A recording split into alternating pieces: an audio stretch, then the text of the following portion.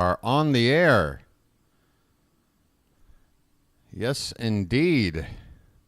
Greetings, everyone, wherever you are, whenever you are, and welcome to live coverage of Orioles baseball, where tonight the Baltimore Orioles will be taking on the New York Yankees in the third game of a four-game series at Camden Yards.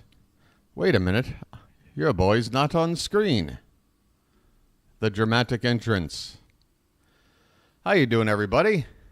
It's your old pal Steve here, a.k.a. the Bird Watcher, a.k.a. BW or B-Dubs, whatever you want to call me. Welcome back to everybody who's returning to my channel, a channel that is growing by the day. It's very exciting. And also hello to those that are new to the channel. No surprise, I just started it up for the beginning of the 2024 season. It's only in its fifth week, and it is on fire. So, yeah, if you're brand new, I have to give you the short version of things in the intro because we got a lot to get to before first pitch, which is less than 10 minutes away. The main thing is, listen, this is a channel I started to grow an Orioles community online particularly for fans who might not be able to follow the game on TV or on the radio. Maybe you live somewhere where it's just not possible. So I live on the other side of the planet, and I said, you know what? Let me start up a channel for other people out there. Or maybe you just like to turn the volume down on the game you're watching and listen to me call the game. Some people prefer it. Your boy's got talent.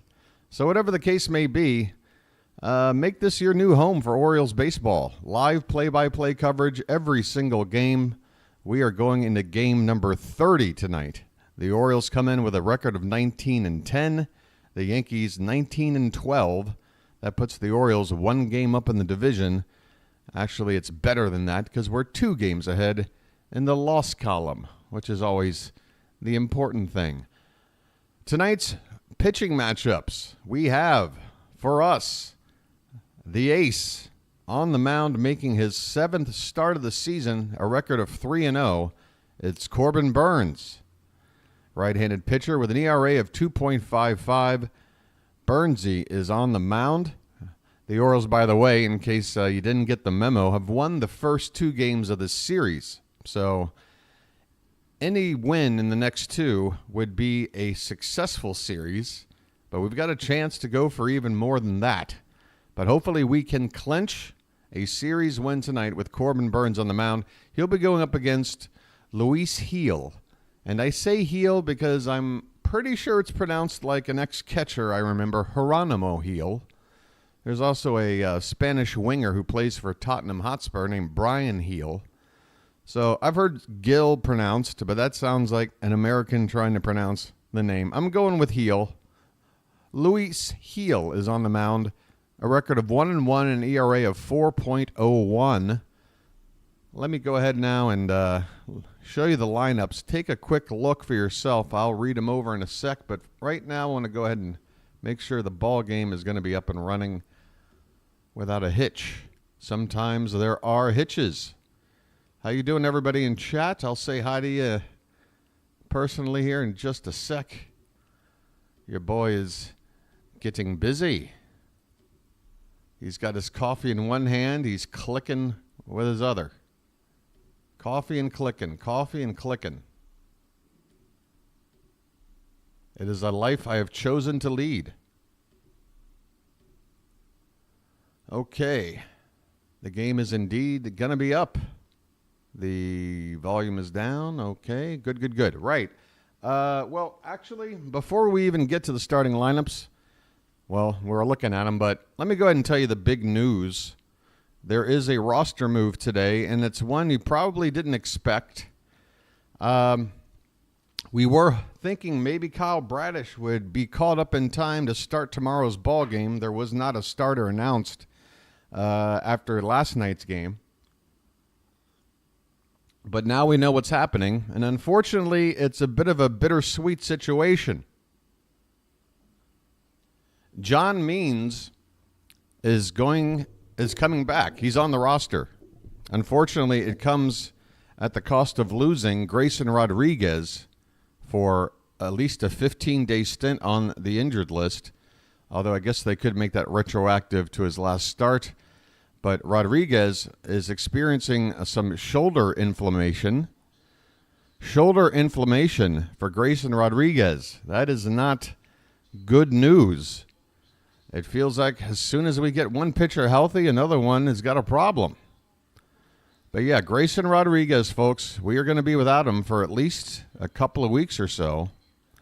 But John Means is up, and he should be on the mound tomorrow afternoon. Meanwhile, Kyle Bradish is still looking to get the call. And with the way things are lining up, I'm thinking Means starts tomorrow, and Bradish is going to start the following game, and then I guess Cole Irvin will stay in the rotation with Grayson Rodriguez. But we still have to probably move Albert Suarez into long relief in the pen. That would be my guess. Suarez moves to long relief. I'm talking about once Bradish joins the team. Irvin stays in the rotation with Kramer, Burnes, Means, and Bradish. Or Irvin, Grayson. I'm going to confuse myself, okay? Oh, guess what, folks? Here's some big news to talk about. Your boy has made a change on his channel that might make our experience in chat a whole lot better. I'm going to go ahead and do a test right now. Janet, Card, my two mods, thank you so much for being here. I'm going to do a quick test, okay? I'm going to say a number. Type the number in as soon as you hear it. If you're listening, even if you're not a mod, you can do this. I'll say a number. As soon as I do, type it in and send it on through in the chat. It'll let me know what the lag is doing. I think the lag is going to be a whole lot better tonight. I'm really hoping that's the case. So let's give it a try, all right? The number, let's go with good old Cal Ripken Jr.'s number. Number 8. Type in the number 8 right now. Super quick. The faster you do it, the better understanding I have. Look at that, folks. Get excited. Get excited. The 20-second lag or whatever it was between you guys typing something and me seeing it has now been reduced to mere moments. To mere moments. All right. Well, with that being said, folks, if indeed you are following along, watching the game with me with the sound down, I'm still not going to be perfectly synced up with your game. At least I would assume I'm not going to be. So the best thing for you to do, and by the way, if you're just typing in the number 8 now, then the issue is probably on your end. So for someone like Jeffrey, I would say maybe try hitting the live button at the bottom of your screen. Make sure it's live. Right. But yeah, if you are, how you doing there, Bill? That's another way to say 8. If you are watching along, the best thing to do to make sure we're all synced up is to have the remote in your hand, and as soon as there's an out recorded, pause the game and let me catch up, announce that same out, and then unpause the game right thereafter. You're all synced up, ready to go. All right, your lineups for tonight. And they just disappeared away from the screen. Okay, I guess first pitch is that close. Well, the lag situation is good. However, I'm probably about a minute behind on the scoreboard here. We have Anthony Volpe leading off for the Yankees, playing shortstop. Juan Soto in right field batting second. I wonder if he's in the mood to stare down Corbin Burnes tonight. Aaron Judge will be in left field batting third. Giancarlo Stanton, the cleanup hitter, is the DH. Anthony Rizzo at first base. Gleyber Torres, second base, batting sixth. Trent Grisham moves up to the 7 hole. He's in center field. Jose Trevino is the catcher, and Oswaldo Cabrera will bat ninth and play third. For the Orioles, one major change, and it's the exact change your boy predicted last night. Folks, if you were here with the Birdwatcher last night, you heard me say this. Anthony Santander needs a day off. Heston Kjerstad needs to be in the lineup. What happens today? Anthony Santander gets a day off. Heston Kjerstad replaces him in the lineup. Hey, Pierre, how you doing? Pierre, guess what? Tonight, I'm really going to have to do a bad job because I've got the little sticky notes thing with a link to your game up over on the other screen. And as long as I don't have a giant brain fart and your game is still on, I've even got Fitz's link over here as well. Whoever's game is still on, I'll send people on over with a link. Yeah, so there you go. Gunnar Henderson will lead off. Rutschman will catch and bat second. Ryan O'Hearn, the DH, he'll hit third. Ryan Mountcastle, your cleanup hitter, playing first base. And your future Gold Glove winner, I might add. Colton Cowser moves up to the 5 spot. Westberg hitting 6th. Mullins 7th. Kjerstad is in right field batting 8th. And Ramon Urias is at third base batting 9th. We are about to get started. First pitch of the ball game is coming, and there it is. A called strike from Corbin Burnes. A cutter on the inside corner, and we are underway. In Baltimore, Anthony Volpe at the plate, batting .271. Next pitch to him is a little bit inside. A curveball from Burnes. Again, this is his 7th start of the season. He's given up at least 1 run in the first inning and all but 1 start so far. Trying to avoid that here. Here's a swing and a miss. And the count 1-2. All right. As soon as this out's made, let me run back through the chat and say hi to everybody. Happy to have you. Last night was fantastic, both in terms of the result of the game and the turnout from you guys here on the Birdwatcher channel. There's a swing and a miss. Volpe chases a cutter off the outside, strikes out to begin the ball game. So there you go, Corbin Burnes. Burnes' K numbers have been down a little bit. There's been a couple starts where he's gotten into the 4th or 5th inning with just a strikeout or two, only to strike out a few near the end of his start. But begins with a K here. Here's Juan Soto. He comes in batting .325. He's got his dark shades on the night. Juan, how are we supposed to know if you're staring us down if you're wearing those dark shades, young man? Please stare us down again. And that one's off the plate, 2-0. Yeah, Juan Soto last night, folks, I didn't make a note of it in-game because, frankly, I didn't notice it, and the broadcast I was watching didn't make a point to show replays of it. But Juan Soto hitting that home run off of Dean Kramer last night. This pitch is low for ball 3. Soto with the death stare on Dean Kramer. Why? I don't know. I don't know what Dean Kramer ever did to Soto. And all I know is the Yankees were losing at the time. We're still losing when he hit it and then wound up losing. So if that's Juan Soto's idea of, getting under our skin, then feel free, sir. You stare us down and we'll beat you. How's that? Is that a fair trade? 3-1 the count on Juan Soto. Hey there, Kerry. Morgan, it's good to have you as always. Chris, Matt. 3-1 pitch is fouled up and away behind the plate. Again, your Orioles defense in the outfield, left to right. Colton Cowser, Cedric Mullins, and Heston Kjerstad. Look at him out there in right field. Ramon Urias is at third. Gunnar at short. Westberg at second. Mounty at first. There's a line drive. Westberg nearly with an amazing pick. But Soto laces that ball into right center field for a 1-out single.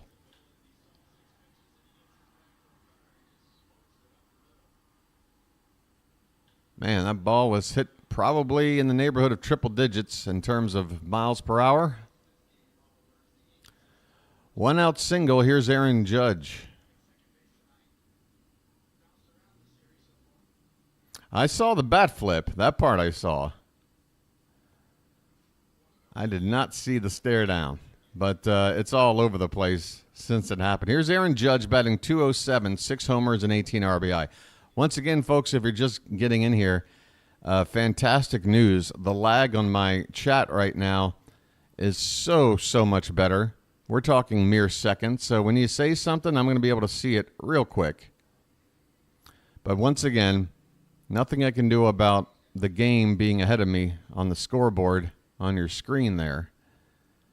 When we get into some thick situations, you know what we do. Here's a swing and a miss. And the count 1-1 on Aaron Judge. Judge's average is at just 207. He got booed at Yankee Stadium last week. Team captain. That's Yankee fan base for you. Here's the 1-1. Swing and a miss. Nice slider there from Corbin Burnes.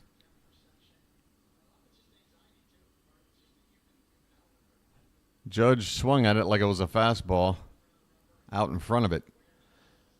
1 ball and 2 strikes. Soto at first, top of the first. Just getting started here at Camden Yards. Game 3 of a 4-game series. The Orioles have already clinched at worst a split, winning the first 2 games. Here's a check on the runner, and Soto's back in standing. Hot coffee. And the early morning light is just starting to show itself over my shoulder. The 1-2 to Aaron Judge is swung on and grounded foul, third base side. That ball was outside. Judge reached way out for it and was still able to pull it too far. We got Base Heck in the chat. What are you doing there? What's going on there, Base? What you doing there? What's going on there? I need to say hi to everybody. Baxter Ray. Aaron's here. How you doing, Aaron? I'll get to everybody as soon as I can. The 1-2 to Judge. Swing and a miss. A slider that dropped down to the dirt. Another bad swing by Yankee hitters in this series. They've been doing a lot of chasing. And speaking of chasing, here comes Giancarlo Stanton, who last night in his final at-bat swung at a Jacob Webb pitch that was so far off the plate. I thought I was seeing things. This one is outside, low and away. That pitch Burnes just threw was about a foot closer than the one Stanton swung at last night for strike 3. Stanton batting .232. Right-handed hitter. There goes the runner. Soto takes off, and the ball will get away from Westberg. Looks like Soto probably would have beat the throw had it been caught by Westberg. Doesn't go far. Soto will get the steal. He's now in scoring position with 2 down. So now Stanton can drive him home with just a single, although that's not really what Stanton's known for. He's known for hitting the ball far, mainly because he can't run. .232 with 6 homers and 16 runs batted in. Sloth Stanton. That's right. You may have remember him with his role in The Goonies, Giancarlo Stanton. They had him chained up in the basement. He loves Baby Ruth bars. Here comes the 1-2 to Giancarlo. That one's low and away. 2 balls and 2 strikes. Other interesting facts about Giancarlo Stanton. He likes Baby Ruths. He likes Rocky Road ice cream and Domino's pizza.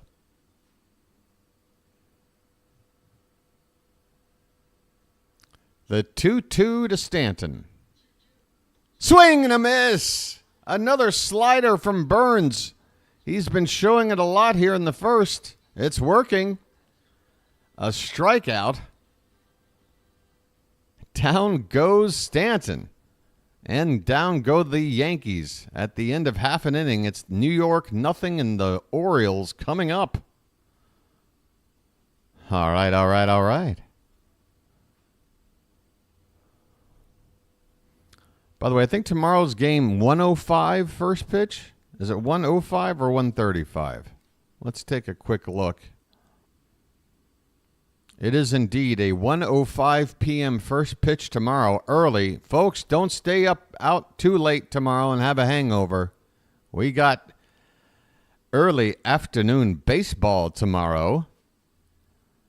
Carlos Rodon, and they still don't have anyone listed for the Orioles, but with John Means getting called up, I suppose there is a situation where the Orioles could make another roster move before tomorrow's game, call up Bradish, and Bradish starts. But it just feels like, well, if you're calling up Means now, unless you're putting him straight into the bullpen, which doesn't make sense because we just lost Grayson Rodriguez. We need another guy in the rotation. I think Means will start tomorrow. And by the way, good news on Means. He was struggling a lot in his rehab assignments. But his last assignment, that's what I had up here on the screen for you. 8 strikeouts over 7 shutout innings for John Means in his last outing. Here's a little bit of footage here for you. So if Means has found his touch, then he's coming back just at the right time. And hey, a solid veteran lefty starter. I'm down. 8 strikeouts and 7 shutout innings in his final rehab start. So let's hope for good things for John Means. Let's hope he can stay healthy for the rest of the season. All right, Luis Gil is on the mound for the Yankees. And he will have Gunnar Henderson coming up to hit first. Gunnar. I mean, you want to talk about a budding superstar. Gunnar Henderson, folks. He's the name at the end of everyone's lips these days. Hitting .291 coming in, 10 homers, 24 driven in. OPS up to .980. First pitch is a strike. And the next one is a little bit low, maybe a little bit inside. Either both or one or the other. Hey, also some good news that I've heard. I haven't read into it much. I've only heard it, so take it with a grain of salt. Here's a ground ball. First baseman will field it. Rizzo will flip to Gil, covering the bag, and Henderson is retired. One down here in the bottom of the first. Folks, you've heard me talk about it, and if you follow baseball this season, listening to Talking Heads, I'm sure you've heard it several times. These new uniforms that players have begun to wear this year that are severely lacking in quality, well, guess what? Major League Baseball finally heard everybody's complaints, and these uniforms are going the way of the dodo bird. They're going away. They're going to keep them for the rest of this season, but next year they're going to return to the jerseys we know and love. Want to know the count on Adley Rutschman? Next pitch is a called strike. Fastball at the bottom of the zone from Gil. 1-1 on Adley, 1 down, nobody on, bottom of the first. And there's a called strike.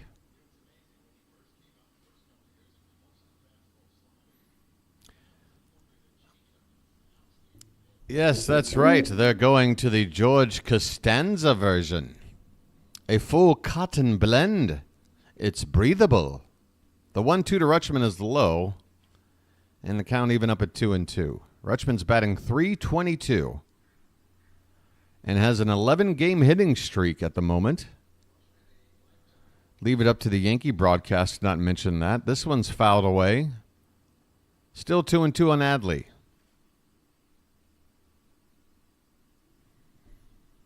Yeah, only a few more months to accidentally see somebody's hog. This one is fouled away. Still 2-2. J.R. Weaver's in the house. Hello from the high desert. Hello to you, sir. Isaac Angel's here as well. Ryan Lust, welcome back. Janet and Card, Chris, Carrie, Fitzy, Matt. I feel like I'm repeating names. Here comes the next pitch. This one's lifted in the air, but right to the center fielder, who was shaded to left center. Grisham makes the catch. Rutschman flies out for out number 2. Why isn't this updating? What happened here? And of course, there's Morgan Freelance. Where would we be without the beautiful voice of Morgan Freelance? All right, Ryan O'Hearn at the plate. First pitch is a swing and a miss. O'Hearn is batting .299, 4 homers, 9 driven in. There's a called strike 2. 0-2 the count on O'Hearn. Nobody on, 2 down, bottom of the first, no score, game 3. How you doing?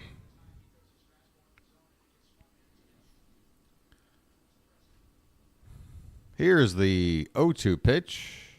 Swung on, grounded to second on 1 bounce. Easy play for Torres, and the inning is over. We are through 1 inning. The Orioles go 1-2-3. Top of the second coming up. No score. All right. The birdwatcher needs more caffeine. Hey, Heston Kjerstad's in the lineup. Your boy called it. John Means is going to be pitching in some form or fashion probably tomorrow. Kyle Bradish is only another day or 2 away. He could be starting as soon as Saturday. I don't know. Friday or Saturday. Oh, boy. What do we got? Let me do a little looking around the old internets. Oh, there was a funny little clip. You know, when billionaire owners try to do little comedy sketches, it's usually very, very cringe. And look, if I wasn't an Orioles fan, this would be cringe too, but here you go. It's our owner who's hitting the Orioles magic button. It's just a big button in the broadcast booth that you hit it, and it starts the Orioles magic song. And the bird says, "Yeah, you sound great."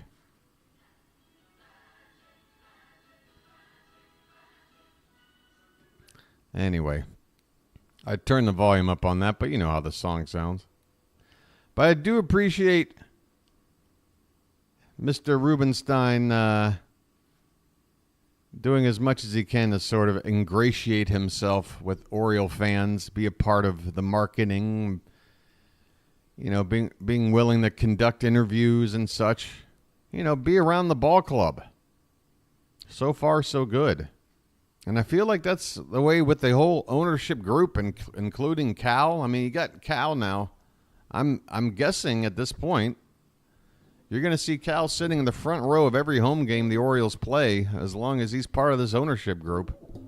He is invested, literally. Will they pay the money to keep our stars, Chris? I think so. I mean, maybe not every single one, but I do believe they're going to look and say Adley and Gunnar are Orioles for life, and let's make them that way. And we have the money to do it. There's no excuse.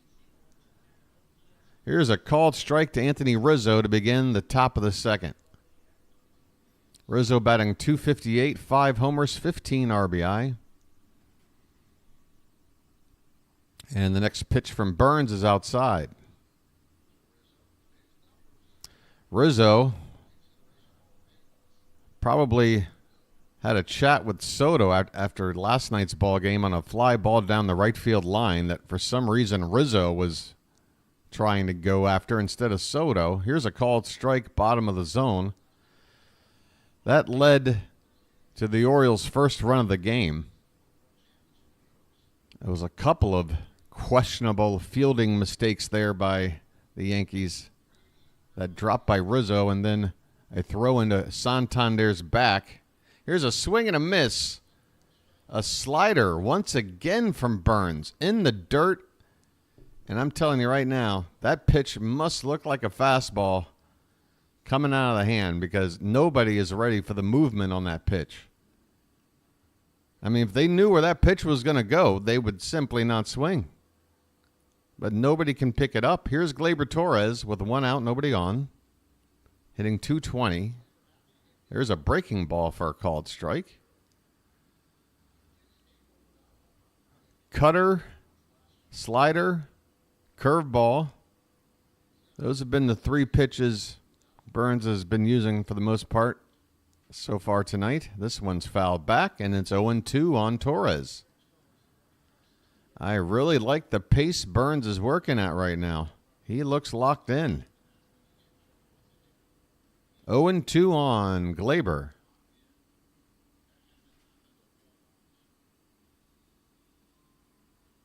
Swung on, ground to the right side. Mountcastle, steady as you like, will scoop it up, tag the bag, and there are 2 down. So there you go. 2 out in the second.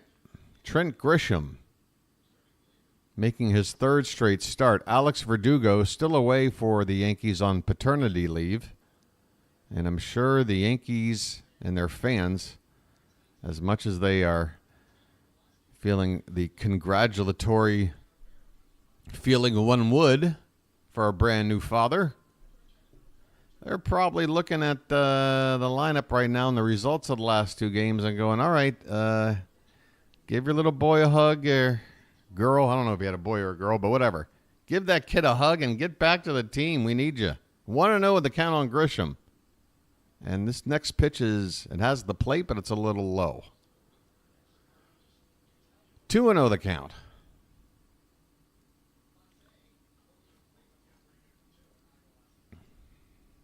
This is the first pitcher Burnes has fallen behind. First batter, I should say. Prepare for more mistakes like that. I don't feel 100% awake for some reason. I got a decent night's sleep. I'm sipping my coffee. 3-0 the count on Grisham. The weakest bat in the lineup gets a 3-0 count, and that one just clips the bottom inside corner of the zone. Grisham doesn't like the call, but, it's pretty much kind of like that 1 strike 3 that upset me last night. On an 0-2 count, a pitch like that, you go, okay, don't strike out the guy on a pitch like that. But if it's 3-0, they go, okay, give the pitcher a strike. 3-1 the count. The pitch is a called strike 2. So Burnes falls behind Grisham 3-0 and works the count back full.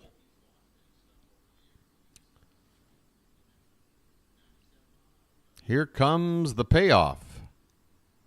That's called strike 3 at the bottom of the zone. Grisham stares the umpire down. The umpire takes a couple steps up as if to say, what do you want to talk about there, Sonny? This inning is over. We go to the bottom of the second. No score here at Camden Yards. What can we do to help wake you up, to shake you up, to break the system up? What I got to do? Can you drop bars like Zach De La Rocha from Rage Against the Machine, Chris? If you can do that, your boy will get pumped. Nothing gets your boy's blood pumping and excited like a little Rage Against the Machine. Come on, chat. Rage. Wake up. All right. Bottom of the second, middle of the order, due up for the Birds. Mountie. The Milkman. Westy. Birds on Parade. I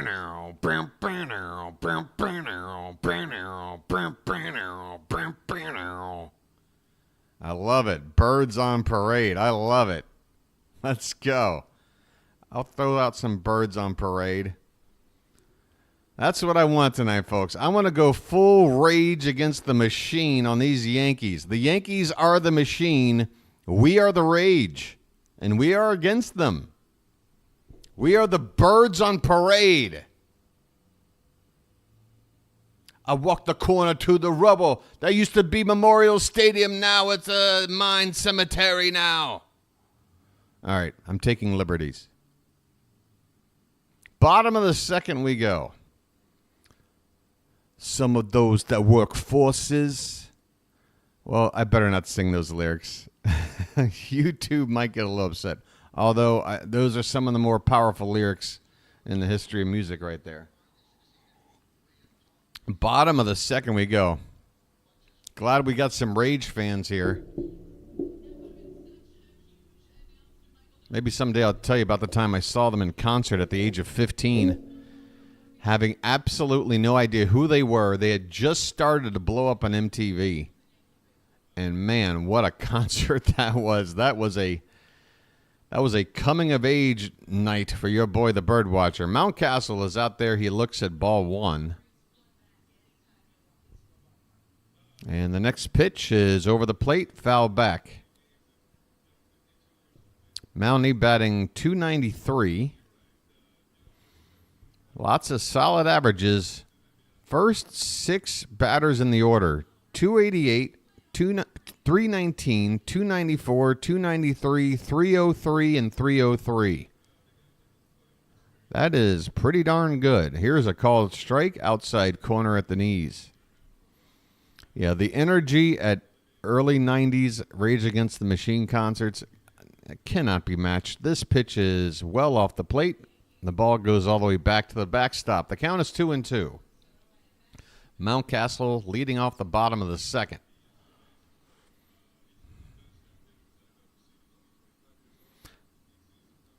And the 2-2 is lifted foul behind the plate. Ain't the beer cold?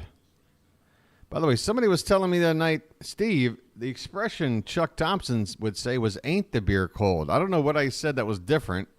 Sometimes I'll just mention cold beer as a nod to Chuck without, actually dropping his actual catchphrase. Your boy's familiar with the catchphrase. I don't want to use it all that often because I'm not here to recreate Chuck Thompson. That man's a legend. Your boy's got to come up with his own stuff. Like impressions of Harry Carey. Here's the payoff pitch to Mountcastle, and it's popped up. First base side, foul ground. Rizzo, standing on the edge of the first base coach box, makes the catch. Mountcastle pops out foul to begin the bottom of the second. One away for Colton Cowser.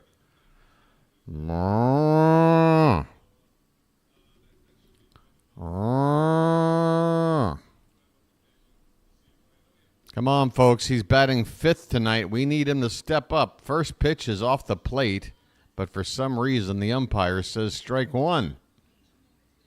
Cowser's batting .303. Next pitch is upstairs. Folks, have you had your milk today? Have you had your vitamin D? Get ready for a little vitamin D. This one's outside. 2-1 on Cowser. I love Matt's version of a cow. It's the later stages. The 2-1 pitch is swung on, grounded to first. And Rizzo will flip to heel, covering the bag. 2 away. Cowser grounds out the Orioles. 5 up, 5 down so far. Are we back to struggling against starting pitchers? Well, it'll be up to Westberg to get us off the schneid. The man is here. Just got off of work.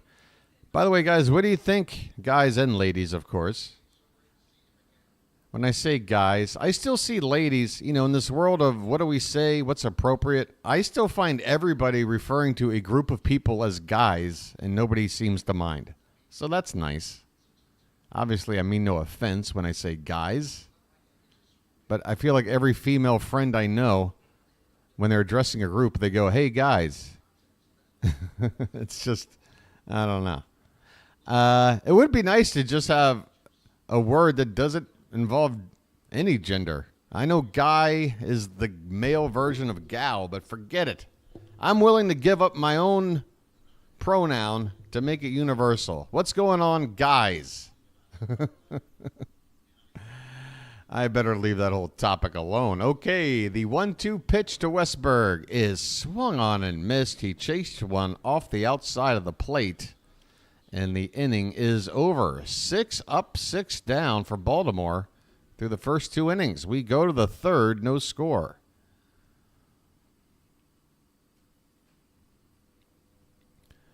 Y'all is another thing. Oh, hun is always accepted. And I hope some of the boys here in chat don't mind if I call them hun once in a while. You know, I see no problem with that at all. Huns everywhere. Hey, Attila. Attila was a hun. Tappers. I'll see you tappers later. How about lot? I always love that as British slang. Yeah, I've had enough of you lot. I'll catch up with you lot later. I'm sick of you lot. Oh, how about lot? All right. What a fun conversation. Well, here's the good news, folks. When the Orioles come up to hit again, you'll be seeing Heston Kjerstad get a rare plate appearance. Yous guys. Hey, yous guys. He's a good kid. Hey, that Ryan Ripken, you know, I've heard good things. Got a good head on his shoulders. He's a good kid. Oh, you're right, Carey. Those Yankees, they're a scurvy lot. That they are. Are you fond of me lobster, Carey? Wait a minute. Let me do the lighthouse, but with a Baltimore theme. Are you fond of me crab, Carey? Are you fond of me crab? Anybody here seen the lighthouse? All right. Hopefully one. As long as one person gets a Birdwatcher reference, that's all he needs. Rally around the family with a pocket full of sunflower seeds. Bass is still working on alternative lyrics. I love it. I love it. Hey, forget about it, all right? You know, we need to forget about it because now it's the top of the frickin' third. We got Jose frickin' Trevino at the frickin' plate.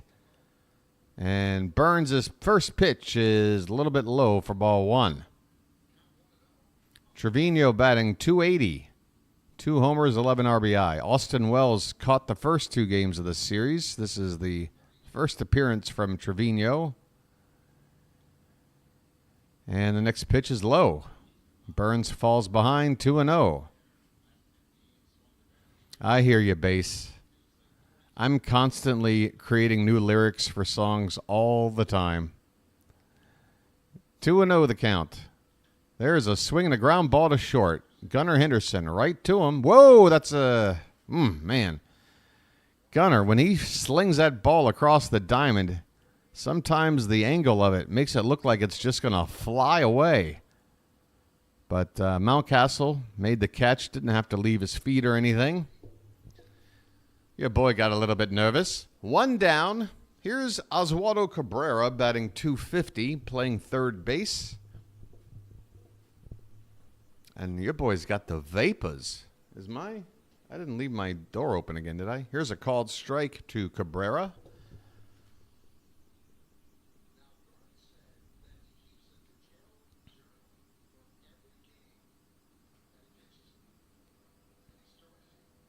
Oh, I'm on top chat. Oh, thank you, Janet. Thank you. Boy, how many things did I miss? I swear I'm usually pretty good about that. Wow, 500 people have already checked in so far tonight. Willem Dafoe. All right, so some people are... Hey, folks, if you guys said something that I didn't catch, there's a ground ball base hit in the right center field for Cabrera, a 1-out single. And we go back to the top of the order for Anthony Volpe. Willem Dafoe. Yeah, I probably missed a whole lot of stuff here. But my apologies, folks. It's all set up now for the remainder of the ball game. Leave his feet. Yeah, Bill. When Gunnar made that throw, before I saw the ball go across the screen and see Mountcastle appear, the ball was like bending upwards. It was just sort of a looping throw, but, you know, Gunnar throws really hard, and sometimes when he lets go of the baseball, if it's not a seed, if it's not a straight throw, if it has a little bit of a hump to it, it gets your boy a little nervous. That's all.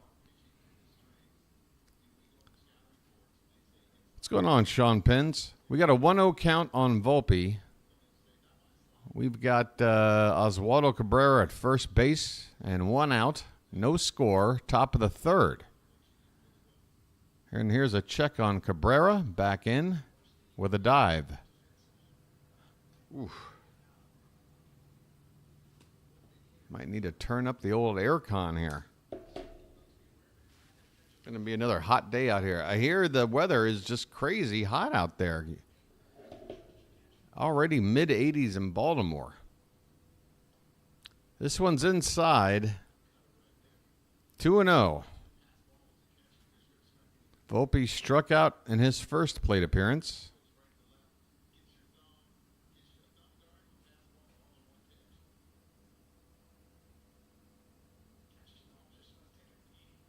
Here comes the 2-0. That one's low. Not even close. 3-0.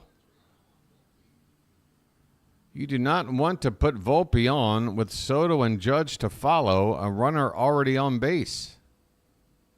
You got to go after him, Corbin. Make him beat you. Don't walk him. There's a called strike.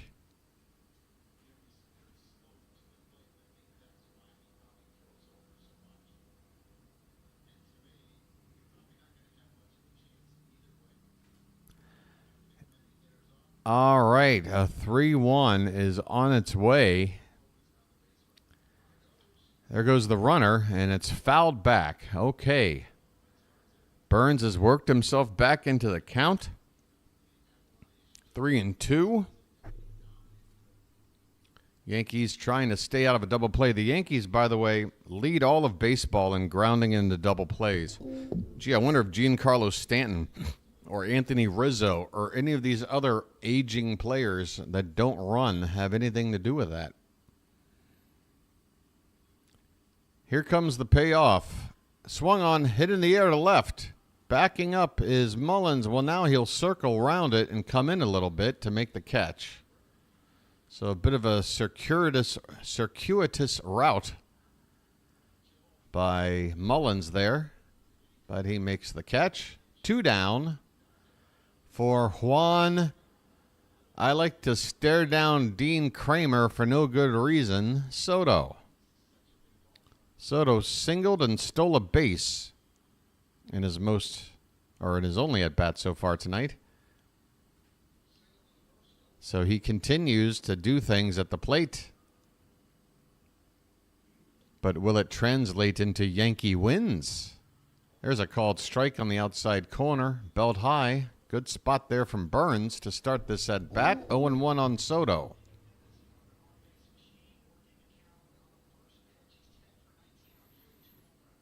K this thug. Here's a check swing. An appeal. Third base umpire says no.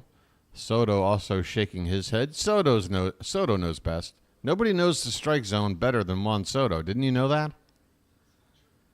It's Juan Soto's game. We're just all here as guests to, be in awe of Juan Soto. That's what we're here for. There's a swing and a miss. Hey, what happened there, Juan? Should we stare you down? Because you just swung and missed. Does that mean we just sit here and just stare at you for a sec? Because we just got you. Didn't we? I don't know. I'm starting to be annoyed by Juan Soto. It has to be said. Here's the 1-2.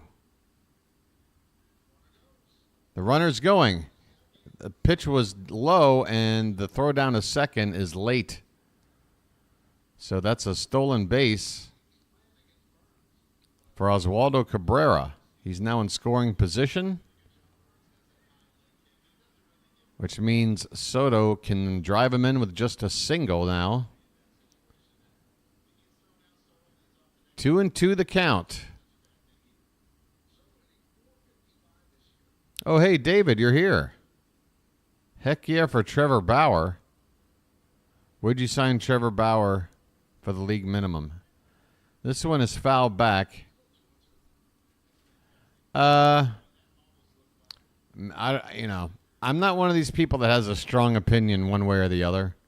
But my, if you want my opinion, and it's not really based in anything too deep, knowing everything we know about Bauer, my answer is still no. My answer would be no. All I know is, look, I've heard multiple opinions about what Bauer is like as a clubhouse presence, right? A mixed bag. One thing I know about this Orioles team is that our chemistry is top notch. Top notch. And I just don't want to bring in any players, whether or not they are, fully reformed or whatever issues they had in the past, they've been cleared of and they're making things right, whatever. I don't know. I just don't want any potential baggage on this team. I don't even want Juan Soto on this team, to be honest with you. Honestly. I don't want players like that. I don't want, prima donna players. Here's a ground ball. Gunnar Henderson playing right behind second base is able to throw out Judge and get out of the inning. So the Orioles get out of trouble after Juan Soto got on board again. We go to the bottom of the third, still no score. Yeah, I don't want a Kenny Powers or a John Rocker. Got to say, BW, you continue to impress. Heard a Philip K. Dick reference yesterday, and today singing Rage, Birds on Parade. Well, your boy is well-versed in the arts. It's everything I consume. I love music. I love film. I love literature. I love sport. I love nature. I love a lot. I love the companionship with a lovely lady. I love a lot of stuff. I love the devil's lettuce. I love a break with Lucky Strike, which is probably only another inning or so away. Oh, yeah, I also made a Magic Mike / Louis C.K. reference last night. Yeah, your boy's all over the place. I'm an engaging personality, all right? But I'm also a very divisive kind of guy. I've found in my 46, nearly 47 years of life on this earth that people either really enjoy my company, have a lot of respect for me, admire me in some ways, and then everybody else can't stand my guts. Absolutely can't stand my guts. Just the sight of me fills people with rage. I can't seem to find any middle ground. But I don't know. Isn't that what's best? Isn't it better to be either super liked or super hated rather than just nobody has an opinion either way? I don't know. I'll take what I can get. Okay, bottom of the third we go. Bottom of the order. The Orioles need to get it going here against Luis Gil. 6 up, 6 down so far. Cedric Mullins leading it off here in the bottom of the third. First pitch to him is a called strike. A friend of all is a friend of none. Stay tuned for that fortune cookie and more coming up later from David in France. I'm just messing, David. Yeah, Kowser's batting fifth tonight. 1-1 the count now on Mullins. Next pitch is swung on and missed. He chased one outside. 1-2. Where's the offense? Where's Joe Boo? Who's got Joe Boo on speed dial? We need Joe Boo to wake up bat. 1-2 to Said is popped foul behind the plate.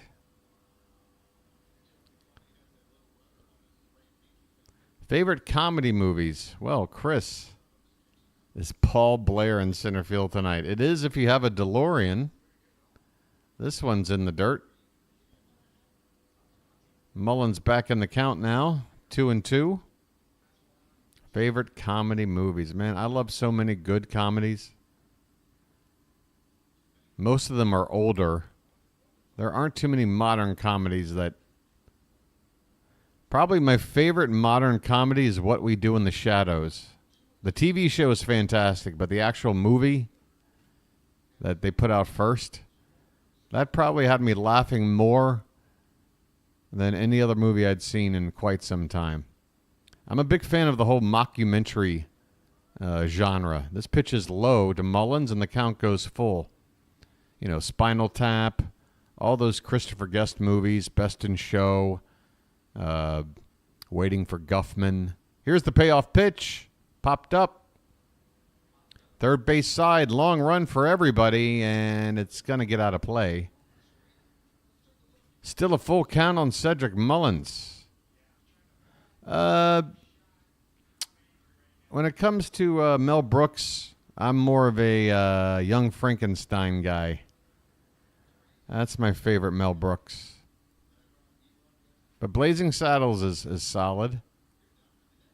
Mel Brooks just got increasingly more and more corny as his career went on.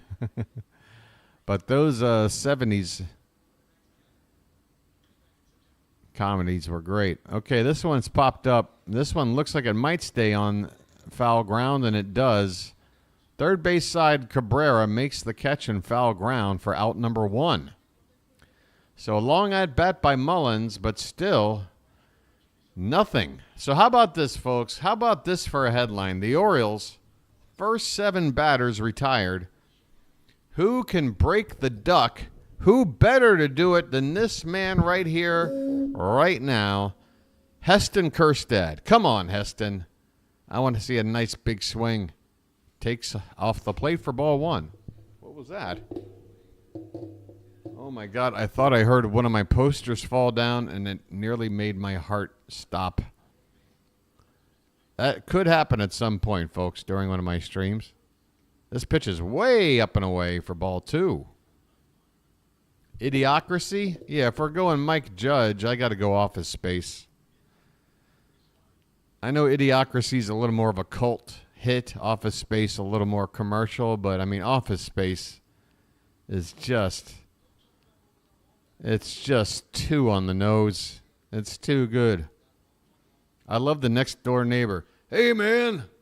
Hey, I won't tell anybody about your plan. Hey, man, turn on channel 4. There's a base hit in the right field for Heston Kjerstad. What did I tell you, boys?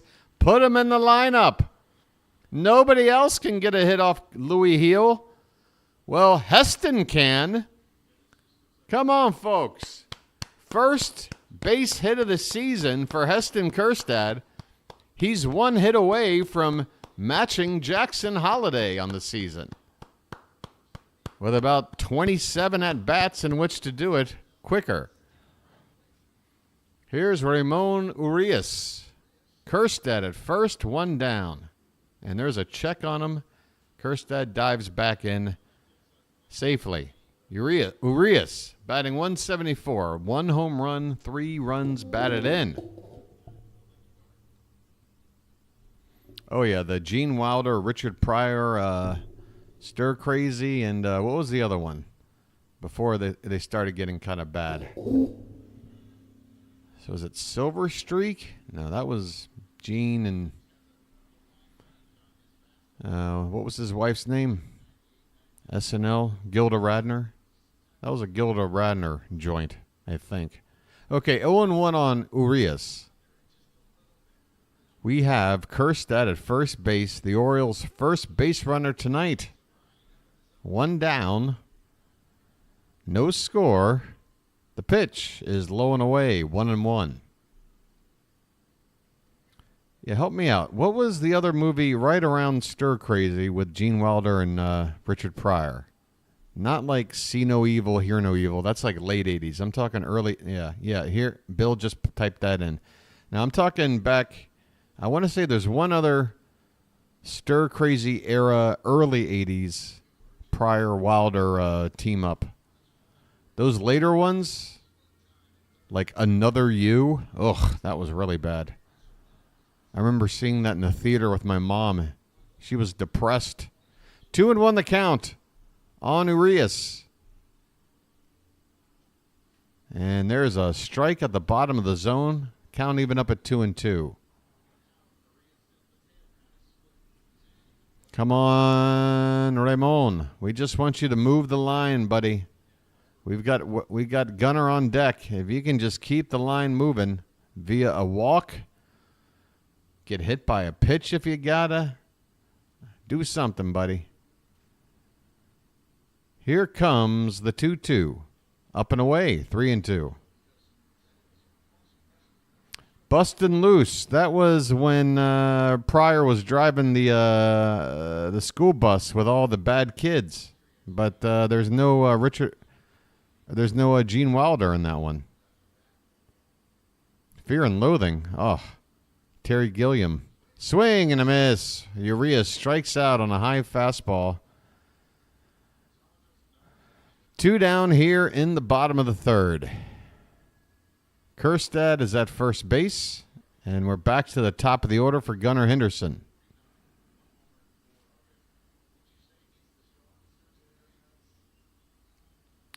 I got a story about Fear and Loathing in Las Vegas that will you guys wouldn't believe it. This one's low and away to Gunnar, ball 1. Without having to look it up, I can tell you precisely when that film premiered. It was May 21st, 1998, when Fear and Loathing in Las Vegas hit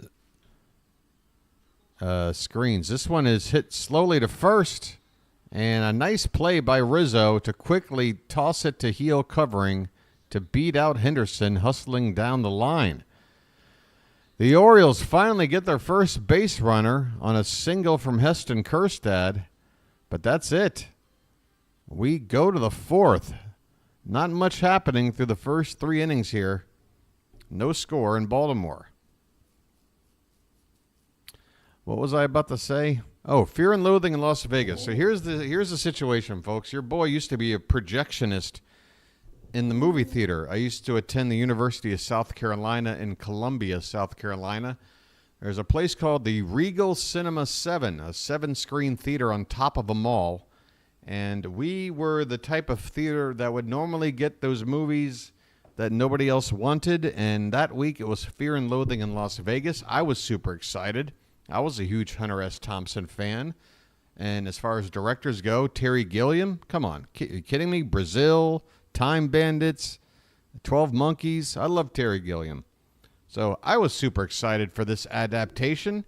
And being a projectionist, part of my responsibilities when we get a new movie in, the night before the Friday premiere, Thursday night, after all the other movies are over, around midnight or so, it's my job to take the print that I just built, attaching the trailers and all that, and then watching the movie myself in the auditorium to make sure that the sound is okay, that when the reels change, there aren't any issues, all that stuff.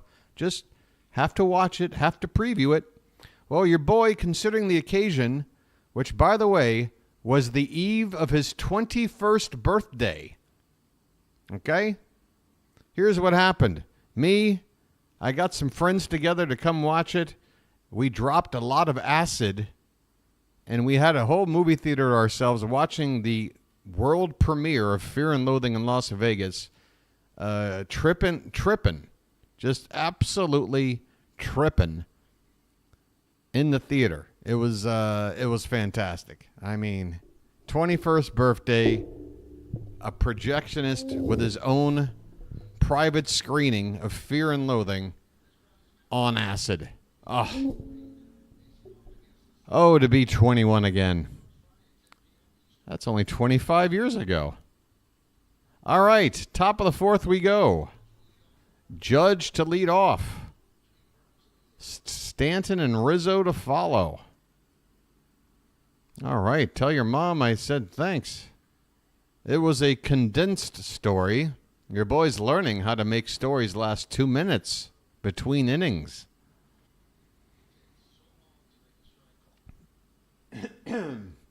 The 0-1 is inside to Judge. 1-1 the count. Judge's average continues to dip. Now threatening the Mendoza line at 205. Yeah, tell your mama said thanks, all right? All right, maybe that didn't sound great. This one's hit on the ground to third. Westberg with a nice pick, throws to first, and Judge is retired. One away. Here's another very large, very well-paid, very slow player, Giancarlo Stanton. One out, nobody on in the top of the fourth. Say hi to your mother for me, okay? And there's a called strike, knee high on the outside corner.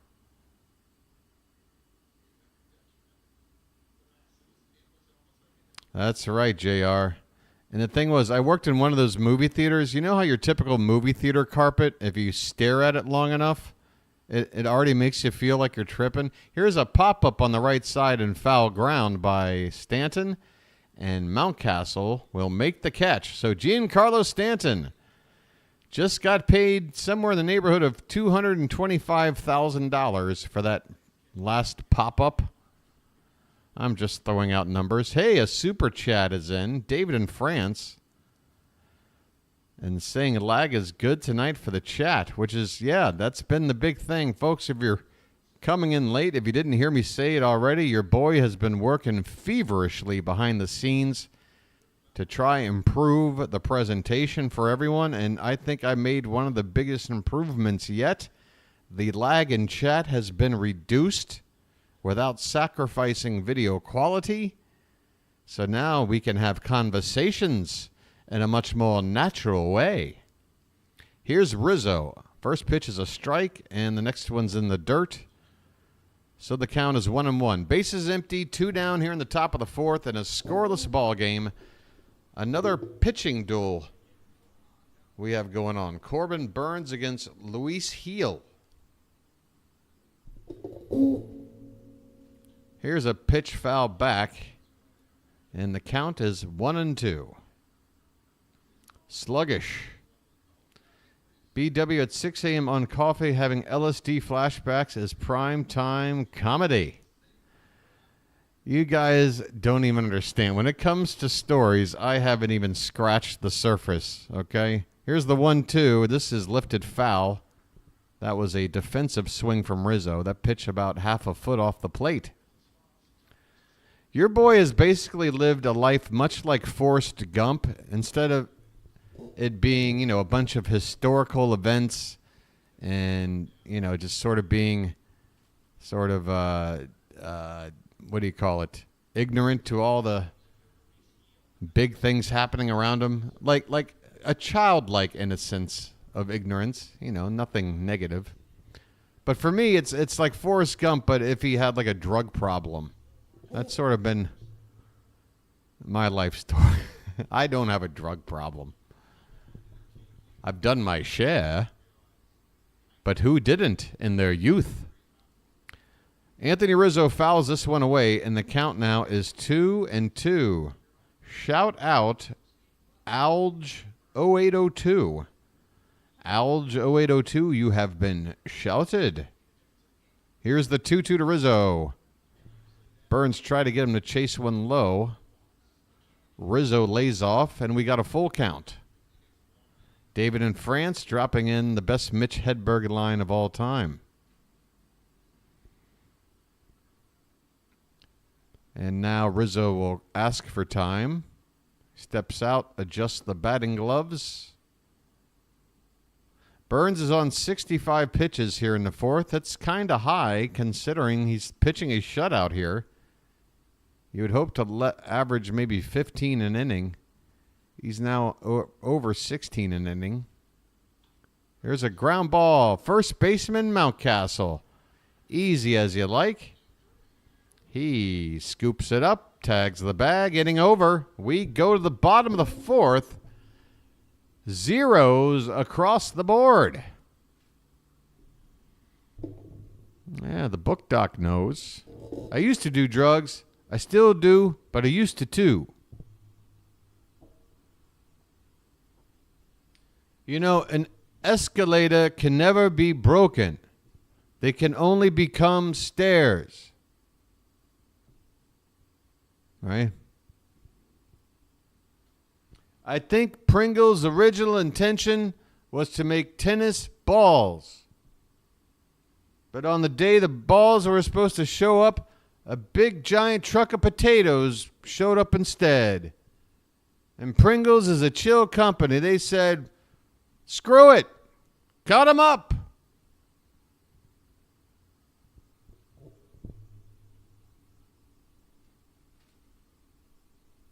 I went and got myself a 3-bedroom house, but it's really up to me how many bedrooms there are, isn't it? This bedroom has an oven in it. This bedroom has a lot of people sitting around watching TV. This bedroom's AKA a hallway. This bedroom's over in that guy's house. Hey, sir, you have one of my bedrooms.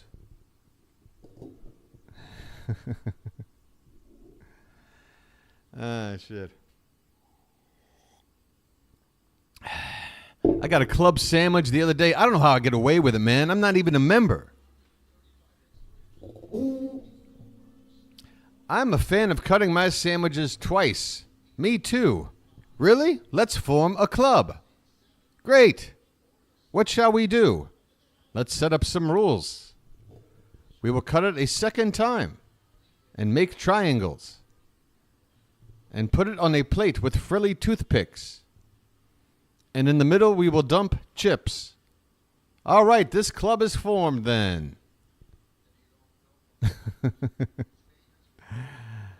Ah, God. I was up late one night watching a infomercial for slip covers. They said, forget everything you know about slip covers. So I did.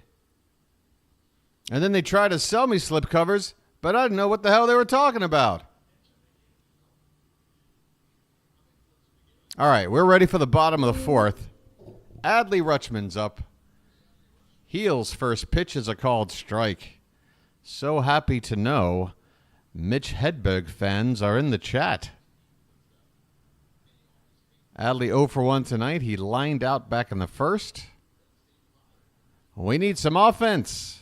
Here's a fly ball. Left side. Adley staring at it. It will get back into the stands down the left field line by a few rows.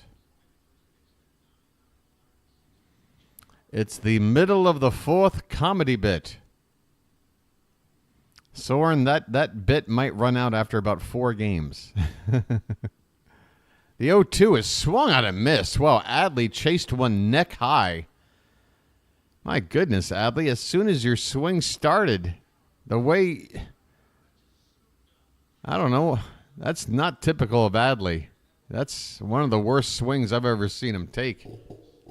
He must have felt swinging that high that pitch wasn't going to be in the zone. All right. Well, 1 down, bottom of the fourth, and Ryan O'Hearn at the plate. Like everybody except Heston Kjerstad so far tonight, he is hitless. This is upstairs, 2-0. LSD Theater. Oh, Fire Walk With Me? Oh, my God. Don't get me started. That movie, your boy the Birdwatcher has watched a lot of movies and is a huge David Lynch fan. This is popped up by O'Hearn, third base side, Cabrera. behind third base on the foul line, makes the catch. Boy, the Orioles are making a lot of just no good contact outs. Striking out, weak pop-ups, foul outs, rollers to first base. I mean, we are not barreling up the baseball tonight at all. First pitch to Mountcastle is outside for ball one. Hey, Soren, thank you for the super chat. Soren, you are allowed to type in a little something if you want, but I do appreciate supporting the channel. And there's a called strike, 1-1 on Mountie. That's right, folks. By the way, you know, I don't want to be the type of person who just sits here and bombards you with likes and subscriptions and super chats. Apparently, some people out there think that's all the birdwatcher cares about. 1-2 the count on Mountcastle. Bases empty, 2 down in the fourth.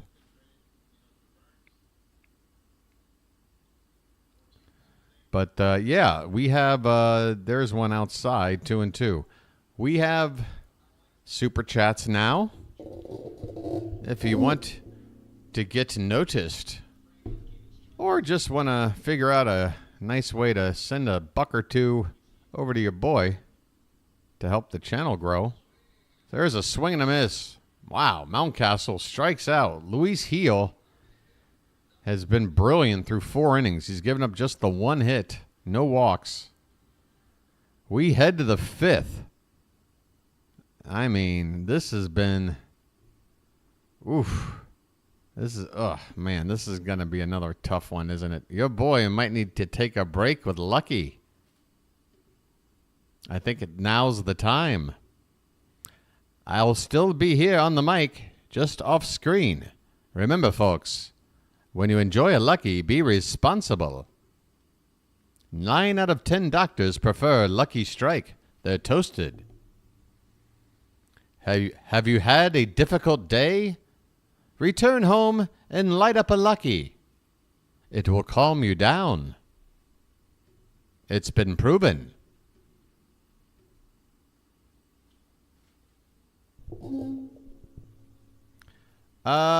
You know what, Matt? I never got a really good panoramic view of the ballpark like you usually get at least once a game. You know, that big left to right, get a big shot. But it looks like a similar crowd to last night, if that helps. If you saw what last night's crowd looked like. The man, there is a little thing right below where you type in. There should be a smiley face. That's an emoji. And then a little dollar bill sign. I'm clicking on mine right now. And then, boom, that pops up. All right? Hold on. Your boy needs to grab his Lucky before the next inning starts.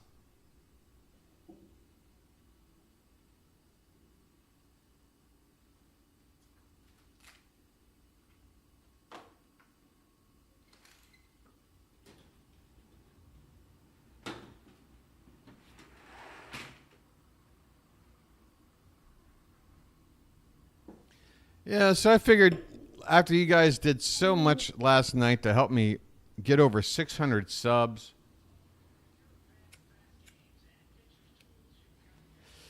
I'm going to go easy on you guys tonight.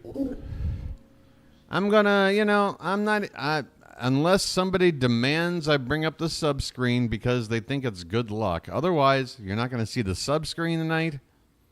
I'm just going to say once in a while, hey, folks, if you haven't subscribed, think about doing so. Here we go, top of the 5th. Check swing. And Torres went around on that cutter from Burnes for strike 1. Burnes has given up 2 hits, no walks, 5 strikeouts. Gil has given up 1 hit, no walks, and 4 strikeouts. Here's a ground ball fouled off to the left. 0-2 on Gleyber Torres, leading off the top of the 5th. Big money on the way. Oh, don't you go teasing me now. RJL, that used to be my tobacco of choice. Unfortunately, you cannot get your hands on American Spirit over here. Well, I'm sure you could get it shipped in some way. But, yeah, that was my brand of choice going all the way back to the late 90s when they were only in one smoke shop in my college town of Columbia, South Carolina. Here's a ground ball to third. Urias will throw over to first in time for the first out here in the fifth. Yeah, I went with the orange box. It wasn't one of the original American Spirit choices. I can't remember what they were called, but it was the bright orange box. Maybe it was my Orioles loyalty that drew me to that particular one. Grisham at the plate, and he takes a first pitch strike. I mean, this has been a pitching clinic between these two starters so far.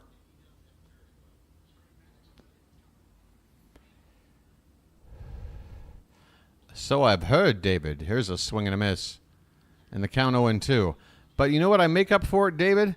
I don't hold a device to my ear or in front of my face like a cell phone all day.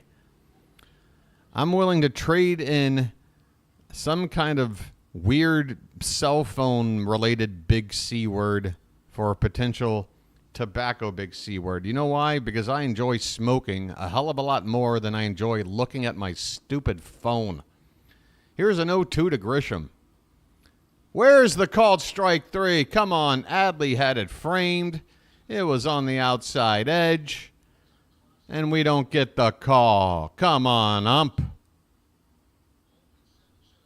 Hey, thank you, Thomas Fitzy. Well, I suppose that means we're about to hit 40 likes. Let's get to 40, shall we? This one's off the plate, and the count is even at 2-2 on Trent Grisham. One out, nobody on. Top of the fifth, no score.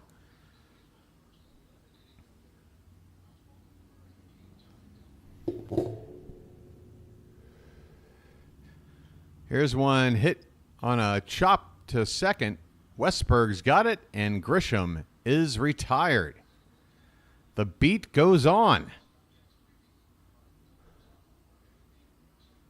I haven't seen this many zeros since I saw the ratings for the Chevy Chase show.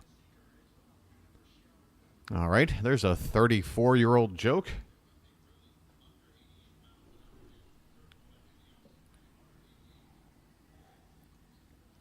Trevino at the plate. And first pitch is a ground ball. Gunnar with a diving stop, but he falls down. He slips as he tries to get to his feet. And that'll go as an infield single. It would have been a tough play. Trevino doesn't get down the line super fast, and we know Gunnar's got that great arm. Unfortunately, when he tried to get up on a knee, he slipped.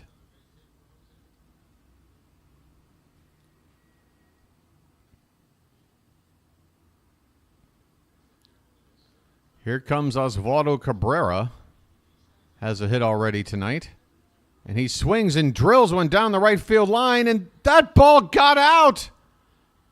Oh, my goodness. Oswaldo Cabrera somehow got it over the flag court and inside the foul pole by a mere foot or two both ways.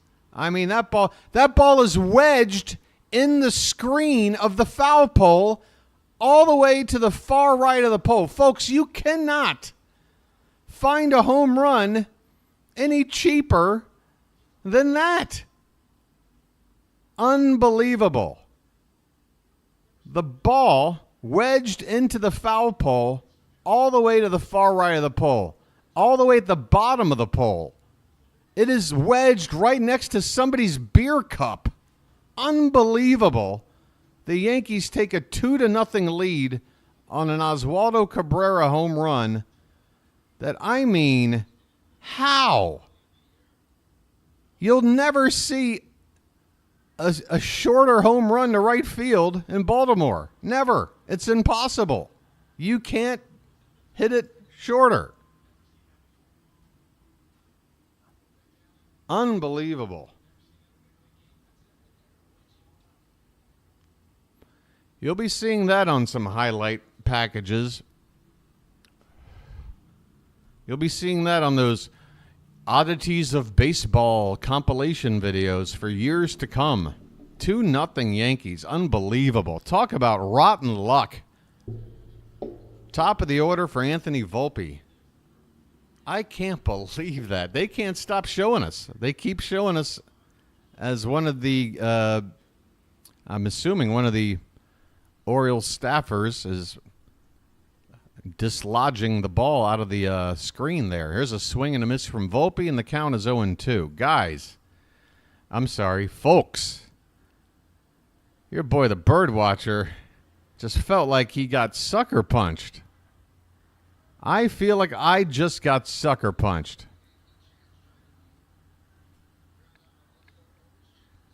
The 0-2 pitch is low and away, ball one.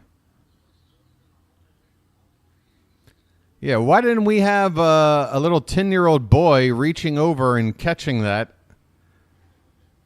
and taking that home run away? Talk about trying to even a score.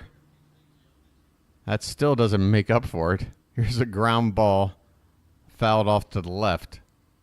Okay, your boy will be back on screen in just a moment.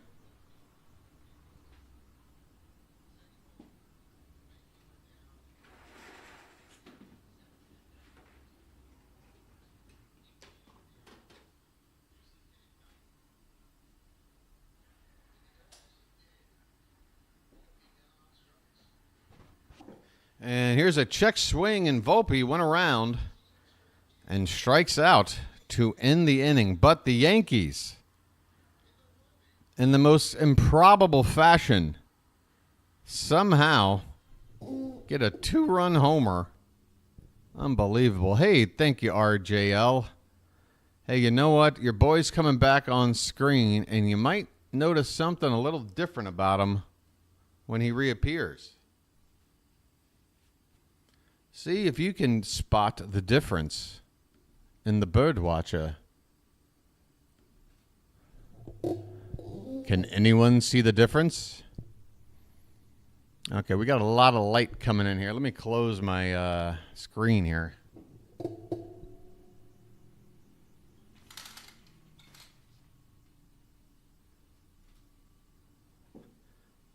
That's right. The hat. Yeah, your boy's seen enough. After that ridiculous home run, it's time for the hat. It can't get worse than that, right? It's famous last words. But I mean, that was, come on. That's like one of those, you ever see it like a golf highlight where some guy like hits a ball like an 85-foot putt, and it rolls right up to the lip of the cup, and then some bird comes over and just picks it up and flies away with it. Eyeshadow. How can you tell?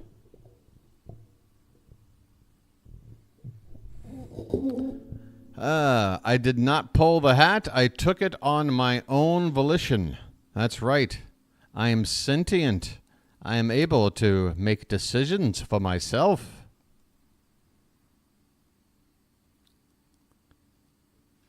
Can we limit the talking in third person? Yeah, probably to about 20, 25 times a game.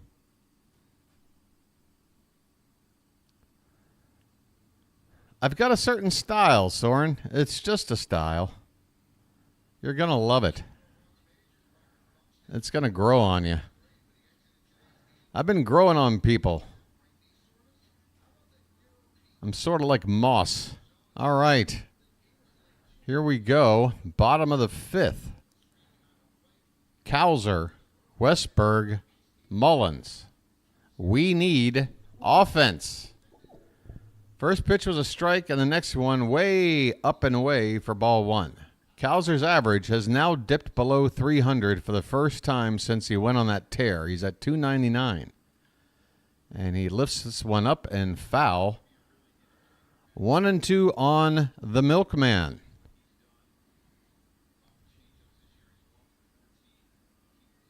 What happened to Sean Whipple? Your guess is as good as mine. This one is lined foul off to the right.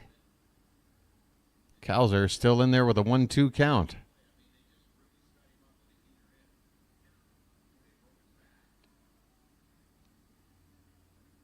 Once again, the bird watcher would enjoy to keep the drama between the foul lines of the baseball field. All right, you'll get one in a sec. Here's the 1-2, and it's low for ball 2.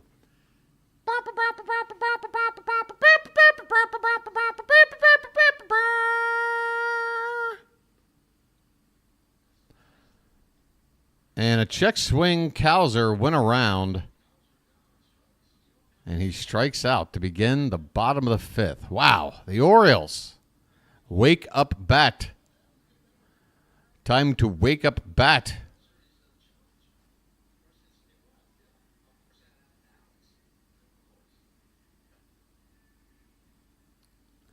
Well, that charge didn't work. Here's Westberg. Low and away for ball 1. If we get to a 2-0 count, it's another bugle. David, I say no. I think Westy's going to come through. 2-0 the count.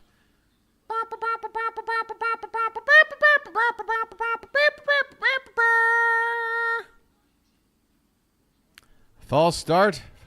5-yard penalty. Repeat, 3rd down. Here's a ground ball foul. Man, Westberg with a 2-0 count, chasing a pitch off the plate. Hey, bye. 2-1 on Westberg. 1 out, nobody on. That one's off the plate. Okay. Should have been ball 4. Instead, a 3-1 count on Westberg.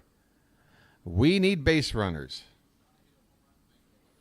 At least one to get this thing going. The pitch. Popped foul behind the plate. Full count on Westy.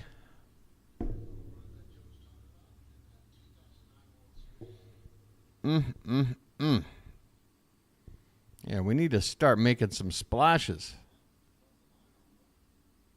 The pitch is popped foul behind the plate. We'll do it again.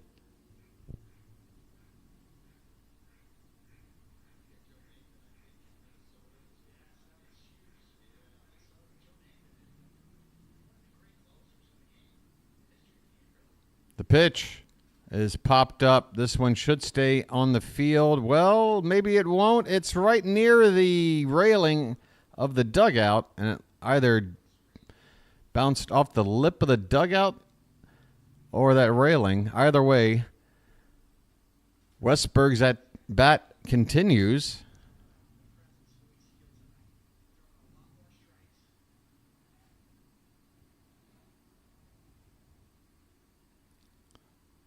Come on, Westy. You're putting in a lot of work here. We've made a lot of cheap outs tonight. We just need to start, even if it's still an out, we just need to start getting the bat on the ball with a little bit of authority. There is some authority. A base hit up the middle for Westberg. Your boy, the birdwatcher, made the call. So if you're wondering why your boy might talk about himself in third person, well, there you go. You just have to go with what works. Westy at first base with 1 out. Tying run will come to the plate in the form of Cedric Mullins. And folks, I promised you we won't look at the sub-count screen, but we're going to be looking here for right now. First pitch to Mullins is off the plate outside. I don't want anything spoiled.